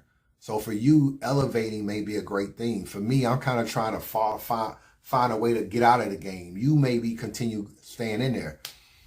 And ultimately, man, we just decided we don't know if it's worth it at the end of the day to do all that. I got to look at it and I got to think. I don't have a great relationship with nobody over there. It's not like me and Beasley got a great relationship. Me and Chico or me and Nunu or me and a lot of the battlers like Surf and all them, they don't really rock with us like that. So I don't want to go to Caffeine and it be awkward because you're around them all the time. You know what I'm saying? And it's like, oh, it's almost like you don't kick it with Henny, you don't kick it with Anwar, you don't kick it with Rita, you don't kick it with, you're not part of these cliques and all this. So you can kind of fly out to Cali on a Thursday, leave on a Sunday, and feel like an outcast. And that was another thing I thought about too, is just like, I'm not really in the mix with these guys. So I don't want to go out there and be like an outcast. So that was one of the things I was thinking about. And sometimes I sit back and I wonder if we made the right decision. Because sometimes you can stay so true to yourself. I like to be able to cut this camera on and say anything I want to say and keep it moving. I don't know if I could have gave you the stock drop list if I was going to caffeine every day. How can I kill Chilla Jones and kill Oops and kill this person and say this about Jada Nightwing and Jerry West if I'm coming to caffeine trying to promote these same ballads? I don't know. So I like to be able to give you that. I don't know if I can give you that and still be on caffeine. So, but I'd be lying if I say, man, me and Angry Fan had some conversations and been like, look where, it's kind of like, and y'all may feel me on this, we built battle rap media. I was the first blogger, if we being honest. Let's just keep it real. Wasn't no bloggers before me, really. Then you got Jay Black, then you got Angry Fan, Piper Boy, and all of that. Everybody else is reaping the rewards of what we started.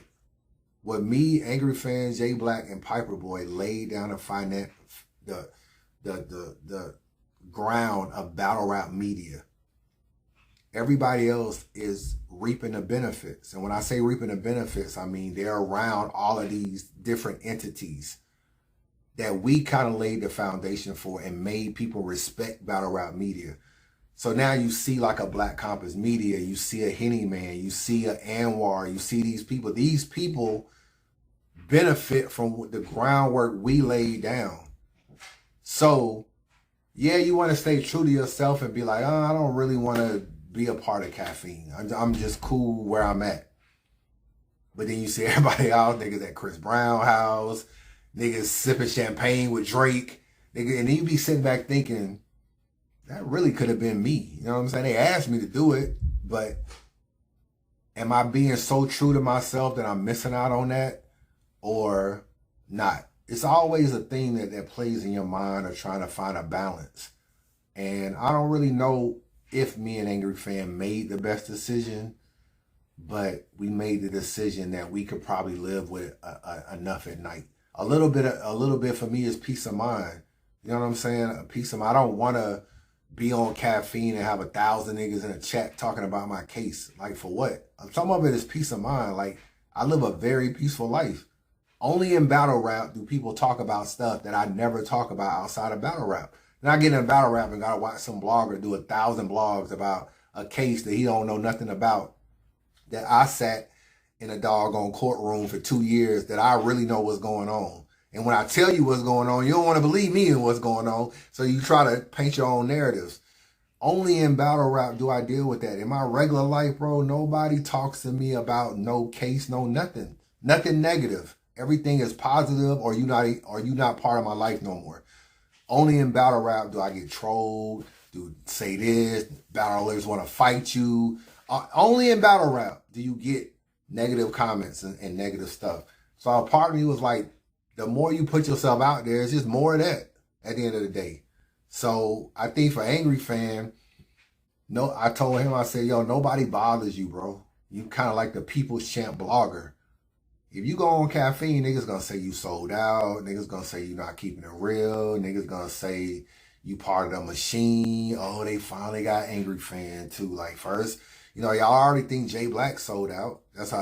Y'all already feel like he compromised.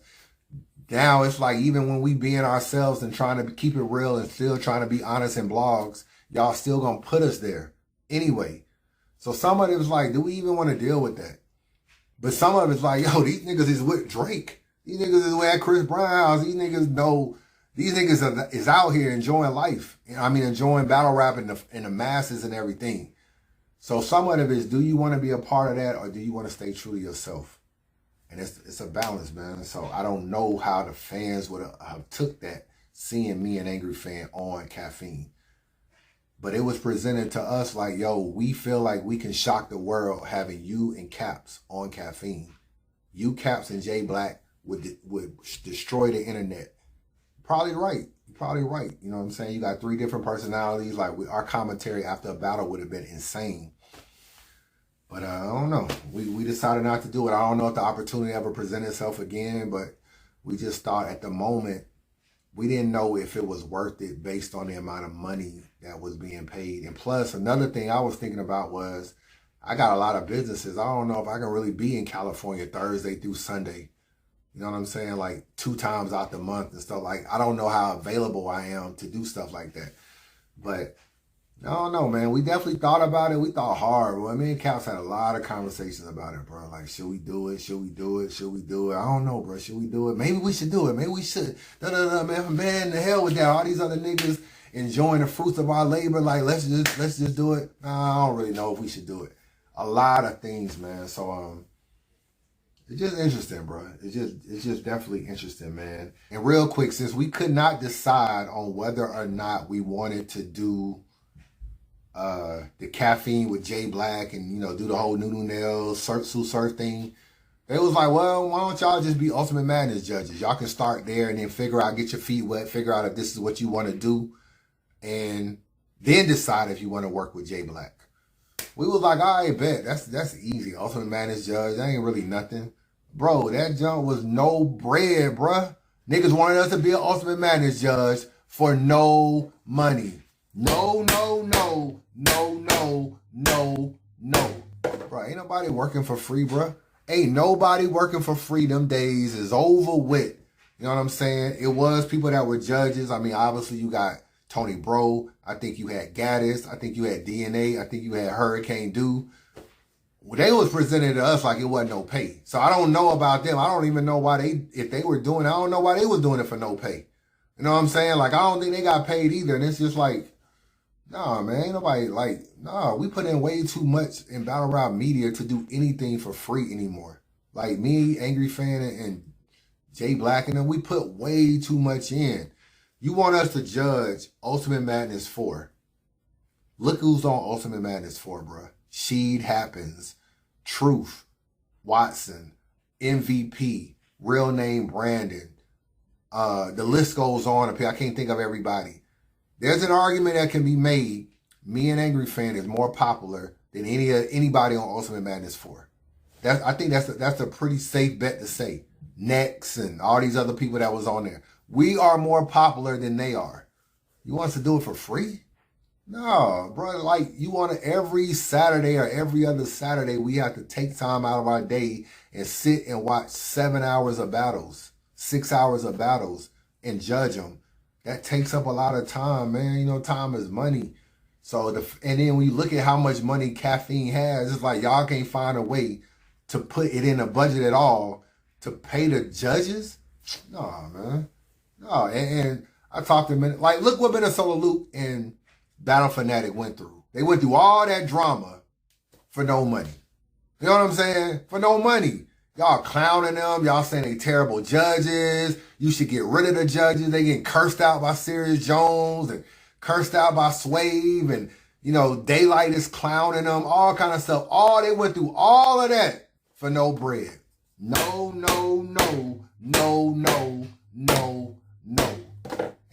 Ain't nobody doing no work in battle rap for no money, bro. Ain't nobody doing no work in battle rap for no money. And I feel like it could have, like, Minnesota Luke and Battle Fanatic could have easily been Chris Unbias. Get up there getting killed. You know what I'm saying? Niggas been like, this is why it's good Chris Unbias ain't in battle rap. He should have never been able to come back to battle rap anyway. Look at it, he is as a judge. Nah, y'all not finna kill me for judging a battle and no money. No, we're not doing that. We're not doing that at all. Definitely not doing that. But shout out to them, you know what I'm saying? Sometimes the look is more important than money. You know, but at the end of the day, man, you gotta know your worth. And we weren't trying to just get money for us. We trying to get money for them. Like, yo, you should pay Tony Bro too. You should be paying everybody. Not just me and Angry Fan. Everybody should be getting paid. So, but they ain't want to pay us. They did not want to pay us, bro. They did not. That's why we were Ultimate Madness judges. Them niggas was not talking about no bread. I talked to Uncle Ra. You remember early, like, Ultimate Madness 1 and stuff? Uncle Ra and, like, Knowledge were judges. Them niggas did it for no money, bro. No money. These niggas so happy Like, URL is so used to people just wanting to be around them, they don't gotta pay you. Like, yo, ain't you just happy that we even let you in the building? Nah, them days is over with, bro. Them days is over with. Mickey Fax and Royce the 5'9" got into it, man. Shout out to these two guys, man. I don't really know what started. If I'm not mistaken, I think they were critiquing Mickey Fax, saying like what he could do to further himself in the music industry, or why he wasn't where he was. I think he got offended by it, and that ultimately led to him doing a diss track. I think it was called Wrath or Wraith or something. Mickey, hurts when you gotta kill a nigga you love. Look, all this chatter for hours is really silly, nigga. With no rapping, I swear you gotta be backwards. No matter how many flowers you try to give a nigga, it's like they only want him on top of their casket. And we all was waiting on Royce the 5'9" to respond, bro. And the nigga didn't respond, my nigga. We was waiting on Royce to respond, and the nigga did not respond, man. So, I don't know. I mean, it would have been a great opportunity for you, man. You can market that. Who knows, man? Y'all niggas could have been on them. Instead of trying to do Mickey Fax and King Los, I mean, not King Los, but B-Dot, we could have done Mickey Fax and Royce the 5'9" on RBE, a real battle. So, I don't know, but Royce went out bad, bro. Nigga, like, I don't know if he was scared. He just didn't want to do it. You messing with minors. You messing with minors. That is probably so. And not only probably so, it was so.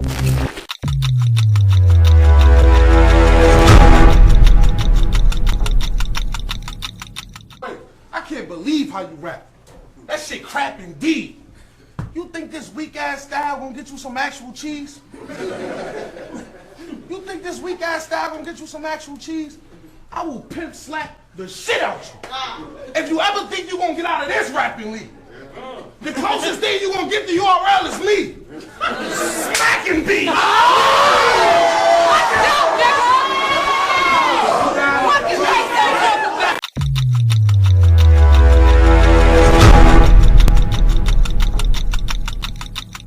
King of Die had a tournament, man. I feel like we didn't talk about it enough, man. I ran into Organic. I actually went to one of the King of the Dot events, man. A lot of y'all may not know that because I didn't really post any footage or anything, but I went to you know, when Mac Myron battled Newborn and Frack battled Bill Collector. I was kind of like, I was at KOTD then. And I just happened to be in LA. And I was like, yo, I hit up Lush, like, yo, where y'all at? And I went out to the event. So I felt like we could have done all the bloggers, bro. All the bloggers should have done a better job of at least covering KOTD in some capacity. I feel like it's been a little unfair to them.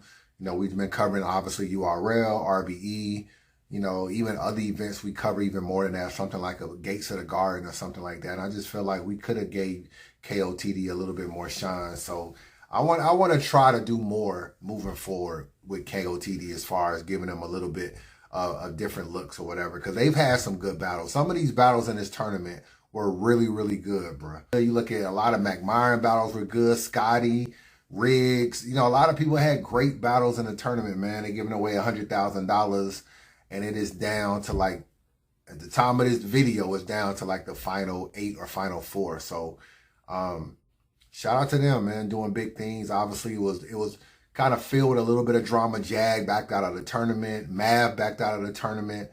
There was this drama with Dre Dennis and Mav not doing a battle. So, it had a few things that overshadowed the event, but for the most part, I do like what KOTD is doing, man. So shout out to them.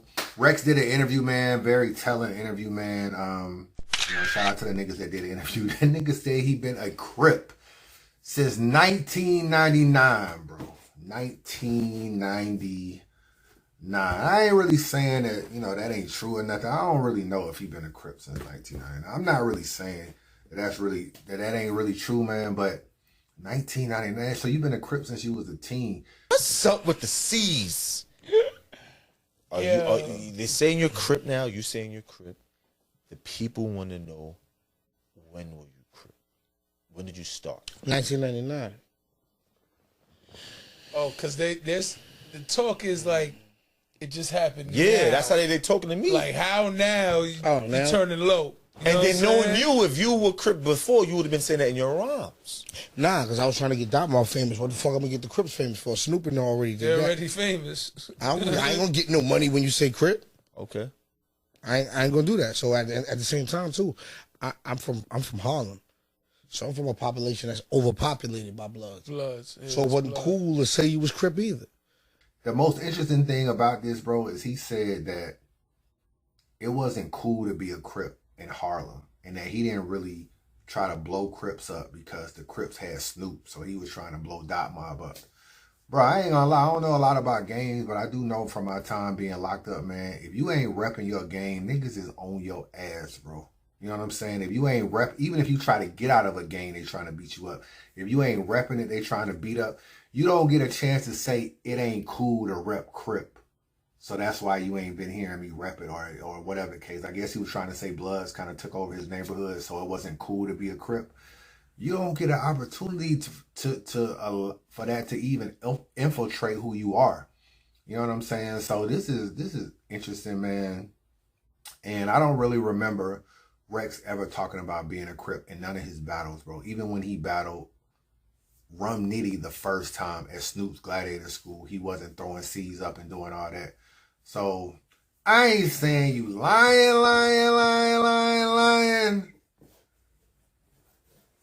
Okay, this shit looks stupid. Shout out to Ace Amin, man. This shit look crazy, man. But that's what he said, bro.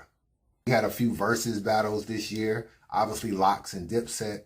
And it was brutal, my nigga. It was brutal. It was brutal for Dipset, man. Lux and Jadakiss just took over and really sunned these niggas, bro.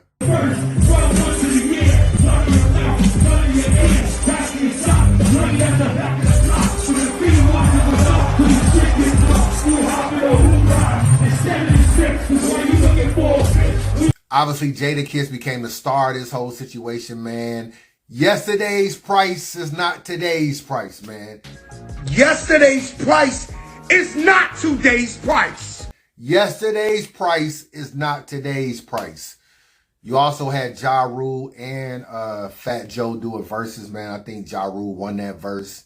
And that was pretty cool. You know what I'm saying? It wasn't as dramatic as the Lux and Dipset joint was, but you know what I'm saying? It was cool. It was, you know, Ashanti was pretty much the eye candy for me. I just wanted to see Ashanti, man. So shout out to Ashanti. She came out and did her thing, man. But the verses have been actually a pretty dope thing. You had Mav Hoffa verse Hip Hop Is Real. They went through their little drama. I think they cool, man, for the most part. I think Knowledge and Mav is cool, but they kind of fell out for a minute, man. You know, they was doing the show together. What's Mav's show? Expert Opinion. I don't really know if him and I don't think Misfit and Knowledge still do that show with Mav, but they started that show together, had a little bit of drama. Obviously, Mav is real big on loyalty. He don't really like the fact that you'll interview him and then you'll interview somebody he got to opt with, and then you'll allow him to tear down Mav on your platform or whatever. So Mav is real big on that, but you got to understand, Hip Hop Is Real. They own it. They are their own people, man. You know what I'm saying? And they've been doing their thing way before they linked up with Mav. So it's like you can't really change how they are. They try to just interview people and give people their chance to talk their ish just like they give you. URL Civil War took place. It was a pretty decent event, man. You had a Real Sick versus Av. You had Mike P versus T-Top. You had some other battles as well. I think you had like maybe Jack Boy Maine and Lou Castro. I can't remember all the battles, but Y'all is the ones who give us 5 shots while our daughter in the seat. Y'all is the ones who gun us down like we targets with the heat. Hey, sometimes you gotta let your white friend talk to the police. pretty good event, man. One of the better app-only events that occurred this year. And, you know, URL was just getting back to the crowds and everything like that. And this event was pretty, you know, I had about 400 or 500 people produce some pretty good battles. Av, in my opinion, beat Real Sick, and T-Top beat Mike P. A lot of people thought maybe T-Top cheated because him and Mike P had a conversation. I don't know, man. It ain't, you know, if you ain't cheating, you ain't trying. So I ain't, you know, at the end of the day, Mike P, there are no friends in battle rap, my nigga. You just got to go out there and do your thing. And Mike P's been on a losing streak. You already know I put him on the stock drop list. And But this was a pretty good event, man. I felt like Av needed this win, though. I ain't gonna lie, man. Av, to me, he's like on a hamster wheel. He's just battling and nobody cares at the end of the day. That's really what it is in a nutshell. He picked up a very good win versus Real Sick. I thought he had a debatable with Head Ice, and I thought he lost to DNA. I don't really like his year. I almost put him on the stock drop list, if I'm being real with you. This battle with Real Sick kind of saved Av for being on the stock drop list, because I feel like, I don't know that, I mean, Av, I don't know, man. I don't know. Sometimes people just battle, and whether they win or lose, it just don't matter. What do you mean by that? Just because they don't do enough in the culture to kind of like make any moves. They're not great at marketing. They're not great in interviews. They're not. Sometimes it's like, take someone like Ace Amin. Ace Amin's status is not as high as Av battle-wise. Like, Av has achieved more. But Ace Amin is like more out there than Av because he interviews better. He's been on Champion. He's had arguments. He had face-off with Easy to Block captains and, you know, face-offs about John. So it's like he's a little bit like his status rose, although he's not as talented of a battler as Av. And that's what I mean when I say Av don't do enough. He just battles, bring his lunch pail to work, do his work, and go home. And for him, it's just not enough, for, in my opinion, to get him to where he needs to go. Salute to him from there. RBE did Lift Your Soul event Reloaded and brought Charlie Clips back. Great battle with him and Big K, man. Clips just showing you that Clips is who he is at the end of the day. So great battle with Big K, gave Big K a loss.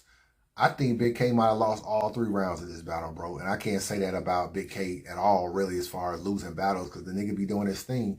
They said he was going to 3-0 me tonight. Right. Well, I came here to tell every fan, bet it. He was born with a 750. As a black man, a 380 was my damn credit.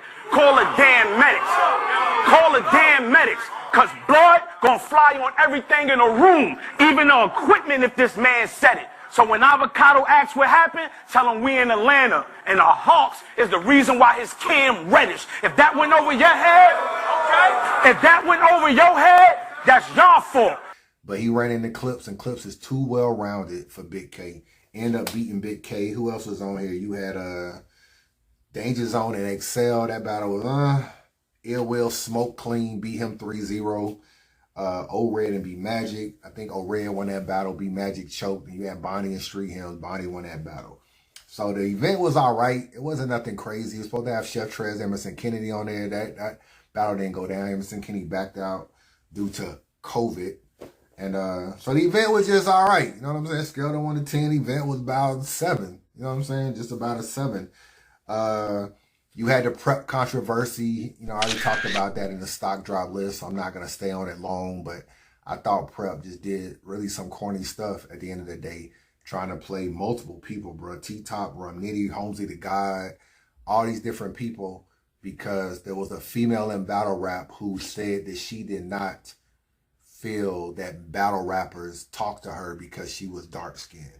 So I guess Prep tried to boost her ego by acting like battle rappers and talking to her. And at first, when I first heard it, I thought Prep is just trying to get some pussy at the end of the day. He's just trying to get some ass. Let me tell you something, my boy. Quit chasing pussy and get some money. Get you some money, boy. Go ahead. I'm like, nigga, you was 6 different niggas and none of y'all got no pussy.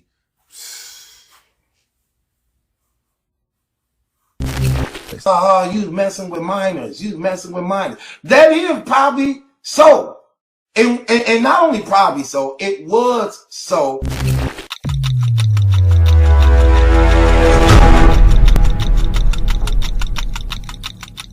All you do is pay top 10 battlers to ruin you. Dre, don't book him, please. Cause 100 niggas viewing you at your funeral gonna give you all the looks you need.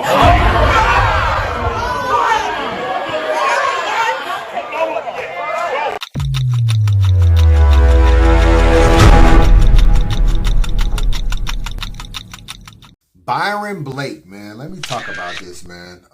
Because there's a lot. I don't even know if y'all know some of the stuff that's happened over the course of a year. You know what I'm saying? But Obviously, Byron Blake and Hitman battled back in the day. He was the dude from jail, paid $10,000 for Hitman to battle.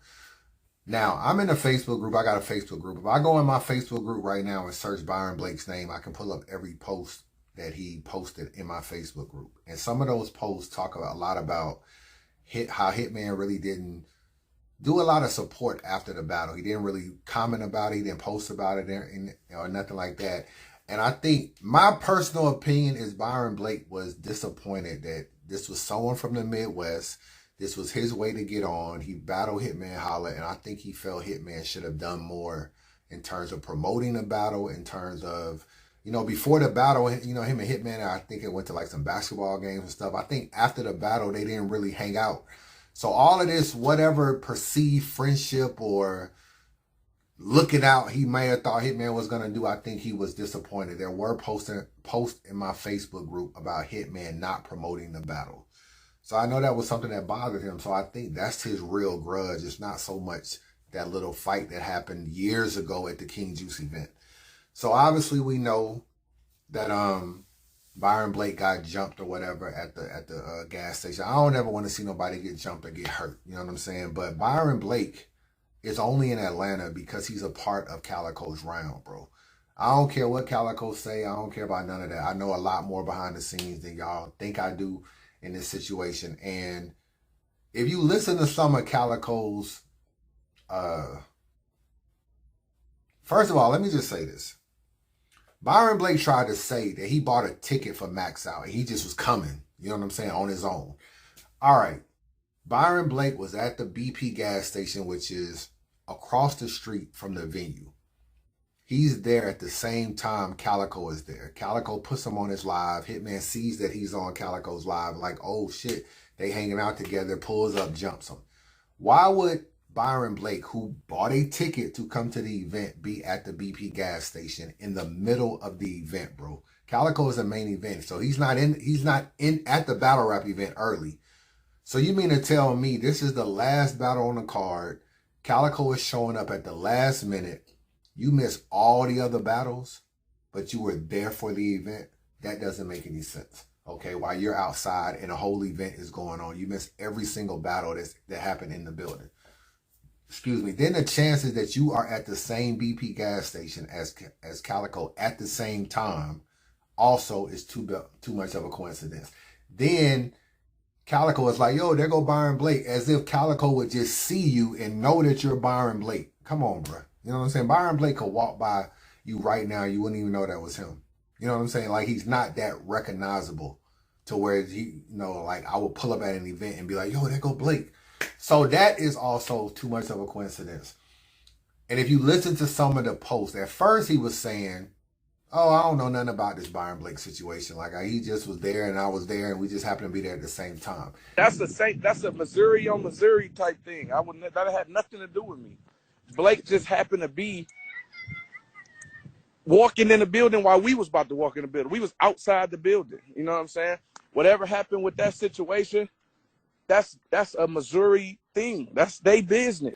And then if you caught him throughout the year, he kind of changed stuff. Like he made a IG and he said, I had to change a lot of my second round because of something that happened. There was a fight with Hitman, so I had to change my round. I freestyled a bunch against Hitman, like a whole bunch.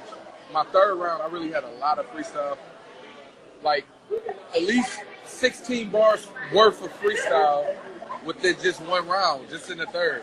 I was freestyling a lot against Hitman because they did things, well, that might have been my second. They did things at the battle, you know, they had a fight and shit, so I had to switch a lot of things that I had. What he's saying, what I interpret that to be, first of all, why would you have to change your round because there was a fight outside? That don't have nothing to do with the battle inside.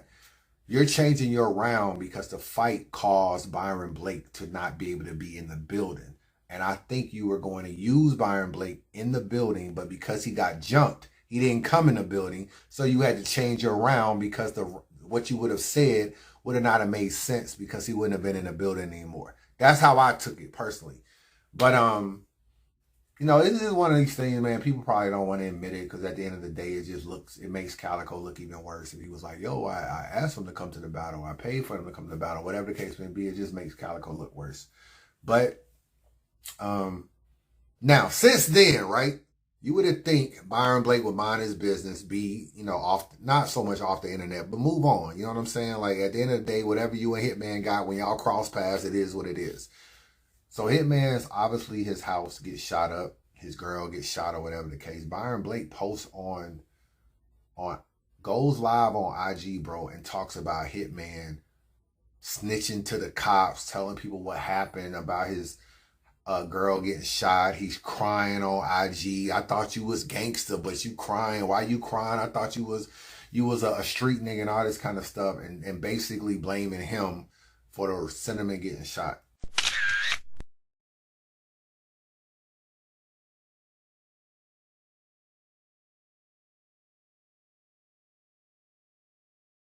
It's like, bro, it don't even got nothing to do with you. You know what I'm saying? It's like, that's another one of them fuel to the fire things that when Hitman sees you, it's a problem. You know what I'm saying? And it's just like, I feel like this is kind of past, well, I can't say battle rap because it ain't battle rap, but it's just past somebody can really get hurt if they cross paths, bro. That's basically what I'm saying. I'm not saying it'd be no murder or nothing, but I mean like somebody gonna get done bad if they was to cross paths. And I just feel like it's not even worth it at this point. You don't see Hitman doing any interviews or any posts about Byron Blake. So why Byron Blake would be doing the same? If you got a problem with him, keep it behind closed doors. When y'all cross paths, it is what it is. You had the Hustle Coffee battle, man. That was a headline of a super fight, man. First time females ever headline a URL card, which was a big salute to them. Hustle and Coffee. And it was a terrible battle, bro. It was just a terrible battle. I don't really know what happened. But one thing URL got to stop is allowing main events to not do face-offs. You know what I'm saying? Yoshi G and Lady Caution didn't do a face-off.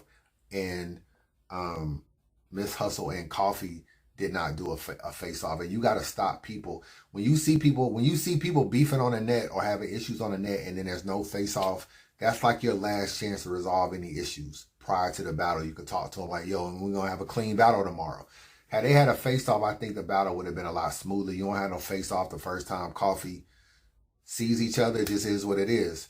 I spoke to Coffee, and Coffee was like she was getting her hair done during the face-off, so she pretty much just dubbed the face-off. So the next day, Hustle is late. So now, are we playing tit for tat? Tit for tat? Is Hustle late because Coffee didn't do the face-off? We don't really know. But Hustle was late. And to the battle, then she does the battle, and then it became this thing of, am I allowed to invade your space and talk? Can I bark on you like I normally would, or are we supposed to keep our distance? There seems to be a discrepancy on what the rules were prior to the battle, because Coffee is saying Hustle wasn't supposed to get in her space. She was supposed to rap like damn like a social distance 6 feet apart. You rap over here, and Hustle said she never would have agreed to do the battle if it was like this. She's tall. She likes to talk to her opponent, bark on her opponent, and that's what she wanted to do. But I feel like Hustle took the brunt of, I mean, everybody was pretty much blaming her, man. She took the brunt of the whatever you want to call it, the reason that the battle messed up. She took the brunt of it. I think Coffee pretty much is winning on the app. And a lot of people came out, you know, Goods came out and spoke on how Hustle should have been more professional. It was a lot of people coming at Hustle, you know what I'm saying? And we just really didn't get no good battle, bro. To keep it real with you, we just did not get a good battle. So it just is what it is. You had the Drake card was announced. That was Jazz and Gaddis, Pat staying real sick, Rock and Twerk, Surf and Cal, Rex and Rum. This was a very good event. Shout out to URL for this. Shout out for Drake for being involved. Jazz returned, killed Gaddis. You know what I'm saying? Just killed Gaddis in that battle.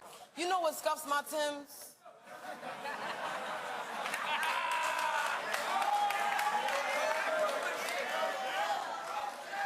When you say I can't do what you do, you mean when you rap all fast like mystical?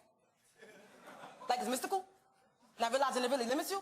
It's predictable, pitiful, typical, you fucking imbecile. There's too many syllables. Look at the crowd, they're fucking miserable.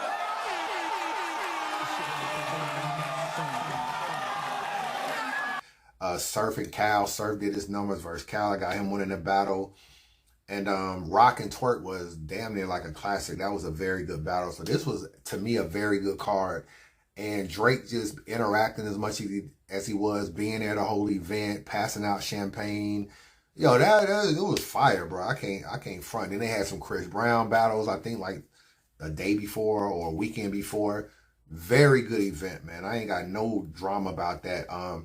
Mook, obviously Mook wasn't on the card. It was supposed to be Mook and who was it originally? Mook and Briz. That didn't really happen. And they tried to replace it with Mook and Easy. Mook backed out saying he didn't have enough time. And everybody got on Mook for ducking. You know what I'm saying? I think he was smart for not battling Easy. I don't think he would have won that battle at all. And it just is what it is. I don't want to forget that Geechee Gotti beat Lux on this card 3-0 in my opinion. And that was to me, that's why he won Champion of the Year, was the Lux battle, winning that battle. Mook took a big hit from this event, bro, not doing a card. He was just whining about how he set the card up and he was not getting credit for it. And you know what I'm saying? He got people money on the card, but they want to underpay him and all kind of stuff.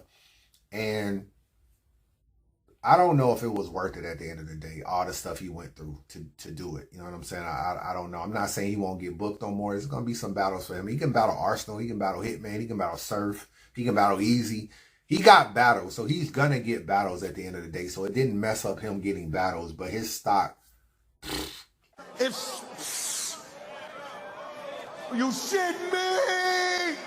Plummeted after this whole thing, man. And he looked bad, bro. Sometimes you can speak a little too much. And I thought he overtalked, got drunk on a live one night and just kind of, then he was doing other lives on like Battle Academy and stuff. And I just thought for someone like Mook, who is a man of little words, don't do a lot of, he ain't a man of little words because he rambled his ass off, but he don't do a lot of interviews, man. And he should have done it more structured. Like sat down with Uncle Rod, did a long, extensive interview and explained himself. Yes or no? Agreed. What? Agreed. Hang this shit up. All right. Get off. Yo, listen. They playing first. Hang that shit No. Because yo, chill the fuck out. What are you gonna get out of battling them? Tired of them bitch ass battle rappers. Yo, listen. Fuck that. Yo, listen. Ciao. What are you gonna get out of battling them?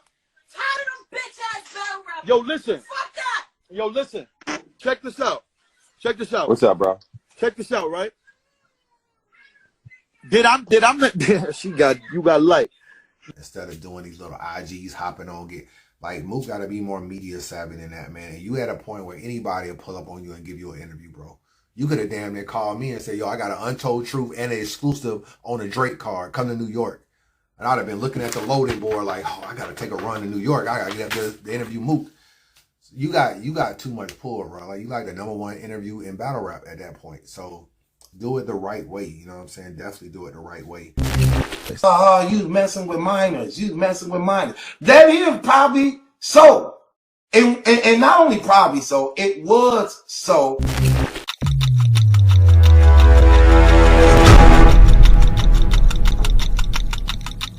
Fuck all that. I kill him with the word pulverize. Hey. I kill him with the word pulverize.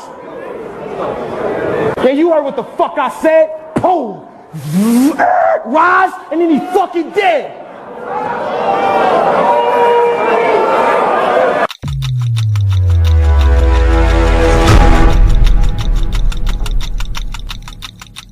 Nunu Nails and Beasley, man, there was rumors about, Nunu being pregnant and Beasley her as a baby father. I don't really know. You know what I'm saying? I don't know what relationship him and Nunu had at the end of the day. Of course, they both denied it.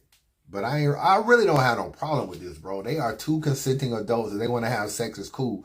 If you want to blame Beasley for something, if he did have sex with Nunu, you can just be like, yo, he betrayed her husband or something because she had a store opening.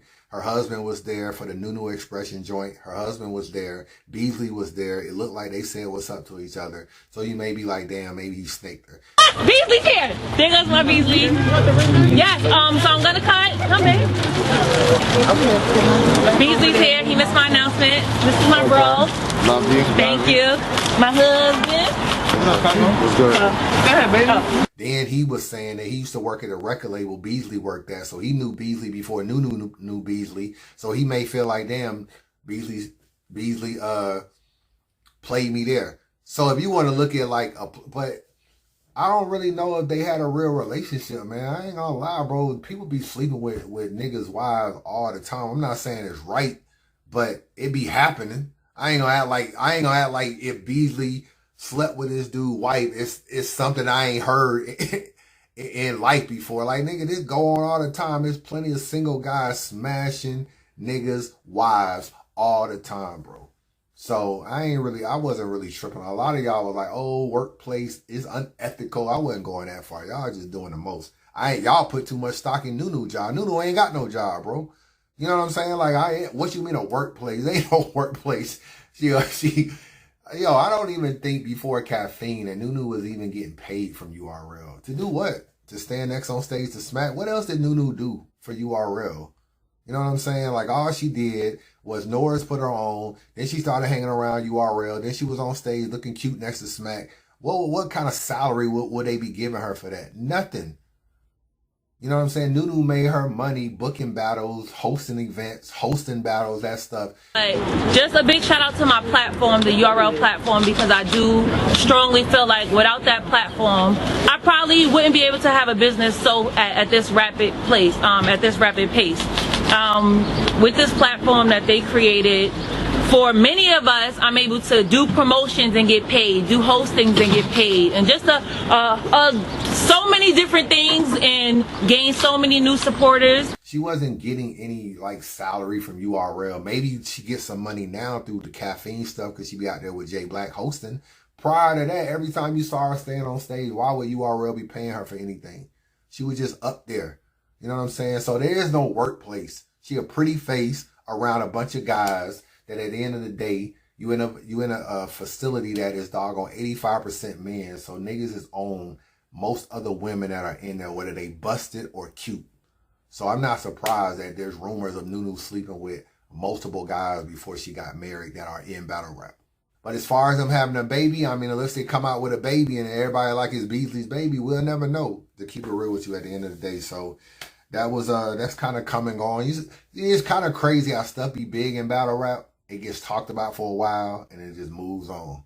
Not nobody even talk about Beasley and Nunu anymore. Like they just move on to other stuff. There's so much drama in battle rap, you can just move on. What else, man? RBE did a brick by brick series, man. Rosenberg Raw vs. Clone, Sway Stubber vs. Bill Collector, and we still don't have the battles. ARP, you are on another event and you have not put the battles out, my G. You tripping. You tripping. You my boy, but you tripping, man. You ain't put the battles out either. I gotta get on you. Where the battles at? You got a whole pay-per-view, a whole other event. Where are the battles from the Brick by Brick series, man? That event was overshadowed by Stamp getting stabbed. And unfortunate situation, man. Glad that nothing really crazy happened with his life. But I gotta be real with you, man. I ain't surprised at all, bro. Because all Stamp do is talk trash. All he do is talk trash. He got a little bit of IG fame because the Angry Fan was bringing him on, you know what I'm saying, once a week. And he was just talking trash to everybody. And at the end of the day, bro, that stuff catches up with you. It catches up with you at the end of the day. I don't know about this whole, the boat trip and all that kind of stuff and the person that passed away. I don't know. A lot of that stuff happened when I was locked up. So I don't know nothing about that. But Stamp is online talking trash all the time, bro. And it's just a matter of time before niggas catch up with him. I'm not surprised at all, nor do I care. You know what I'm saying? I care that he ain't passed away. I don't care at all, bro, because all he do is talk trash. For 20 niggas for my wife. Well, with your why words? would I run from one? You fought 20 niggas with your words? I don't do that. I fought 20 niggas because you were nobody. And OTF gonna post this clip. No, OTF gonna post the clip because it's me. OTF gonna post the clip and me arguing with you and you trying to get some clout. But I don't even know who you are as a human. Who are you? I don't even know who you are as a human. I don't talk to sucker niggas, you hear me? And you nigga. Who a sucker? You stank, nigga. Man, I smack this shit out you. On my mama, I smack this shit out you. Call me a sucker when you see me. I bet you I'll beat your ass. I bet you won't call me a sucker. I bet you won't call Stamp a sucker when you see me. Now suck my dick. Never suck my dick. Now you gotta call me a sucker when you see me. Yo, y'all doing all of this when I'm gonna kill you when I see you. I'ma kill you when I see you. I'ma kill you when I see you. I'ma kill you when I see you. I'm surprised it wasn't worse. You know what I'm saying? And even when he got out, he's still talking about retaliation online. And my nigga good and my nigga gonna be good. But y'all not gonna be good, cause I'ma see y'all. Y'all not gonna be good. Cause on my kids, on my 3 kids' life, I'ma see all y'all motherfuckers. You know what I'm saying? If I'm arguing with you, bro, we having a back and forth. Cause there's been niggas that say they gonna do stuff to me at event. I don't talk to them no more. When you see me, you just do what you say you're gonna do at the end of the day. But we don't need to talk anymore. If I'm on IG with a dude and he's like, yo, when I see you, I'm gonna shoot you. All right, man, I'm gone, man. You know what I'm saying? Like it's nothing for me to talk. I'm not gonna call your bluff. I'm not gonna talk no more trash. I'm not nothing. It then went to a point where it's too far. So now either I gotta deal with the consequences when I see you, or I'm just done talking. So my thing is, but not Stamp. Stamp still talk. He get out. He got doing interviews with a kid in the back seat talking about this. He just can't stop running his mouth, bro. So I'm not surprised none of this happened. And then he had the nerve to say ARP didn't check on him when he was in the hospital. ARP said that's all cap. He said he reached out to Miss Miami to make sure Stamp was cool. But the crazy part is the nigga said Smack would have done it. Bro, the nigga said, I can't believe you didn't check on me, ARP. If it was Smack, he would have checked on me. Bro, Smack don't know who the hell you are, my nigga. No. Smack don't know who the hell you are, Stamp. He ain't booking you and he ain't checking on you, bro. I don't know where you got that from. You know what I'm saying? Go on, stop meat riding. That nigga is not checking for you, bro. You know what I'm saying? You doing the most. If it was Smack, he would have checked on me. Smack don't know you, my nigga. Smack don't know you, nor do we care about you, bro. I'm just saying, I'm sorry to be the bearer of bad news. Smack don't give a damn about you, bro. He don't give a damn about you.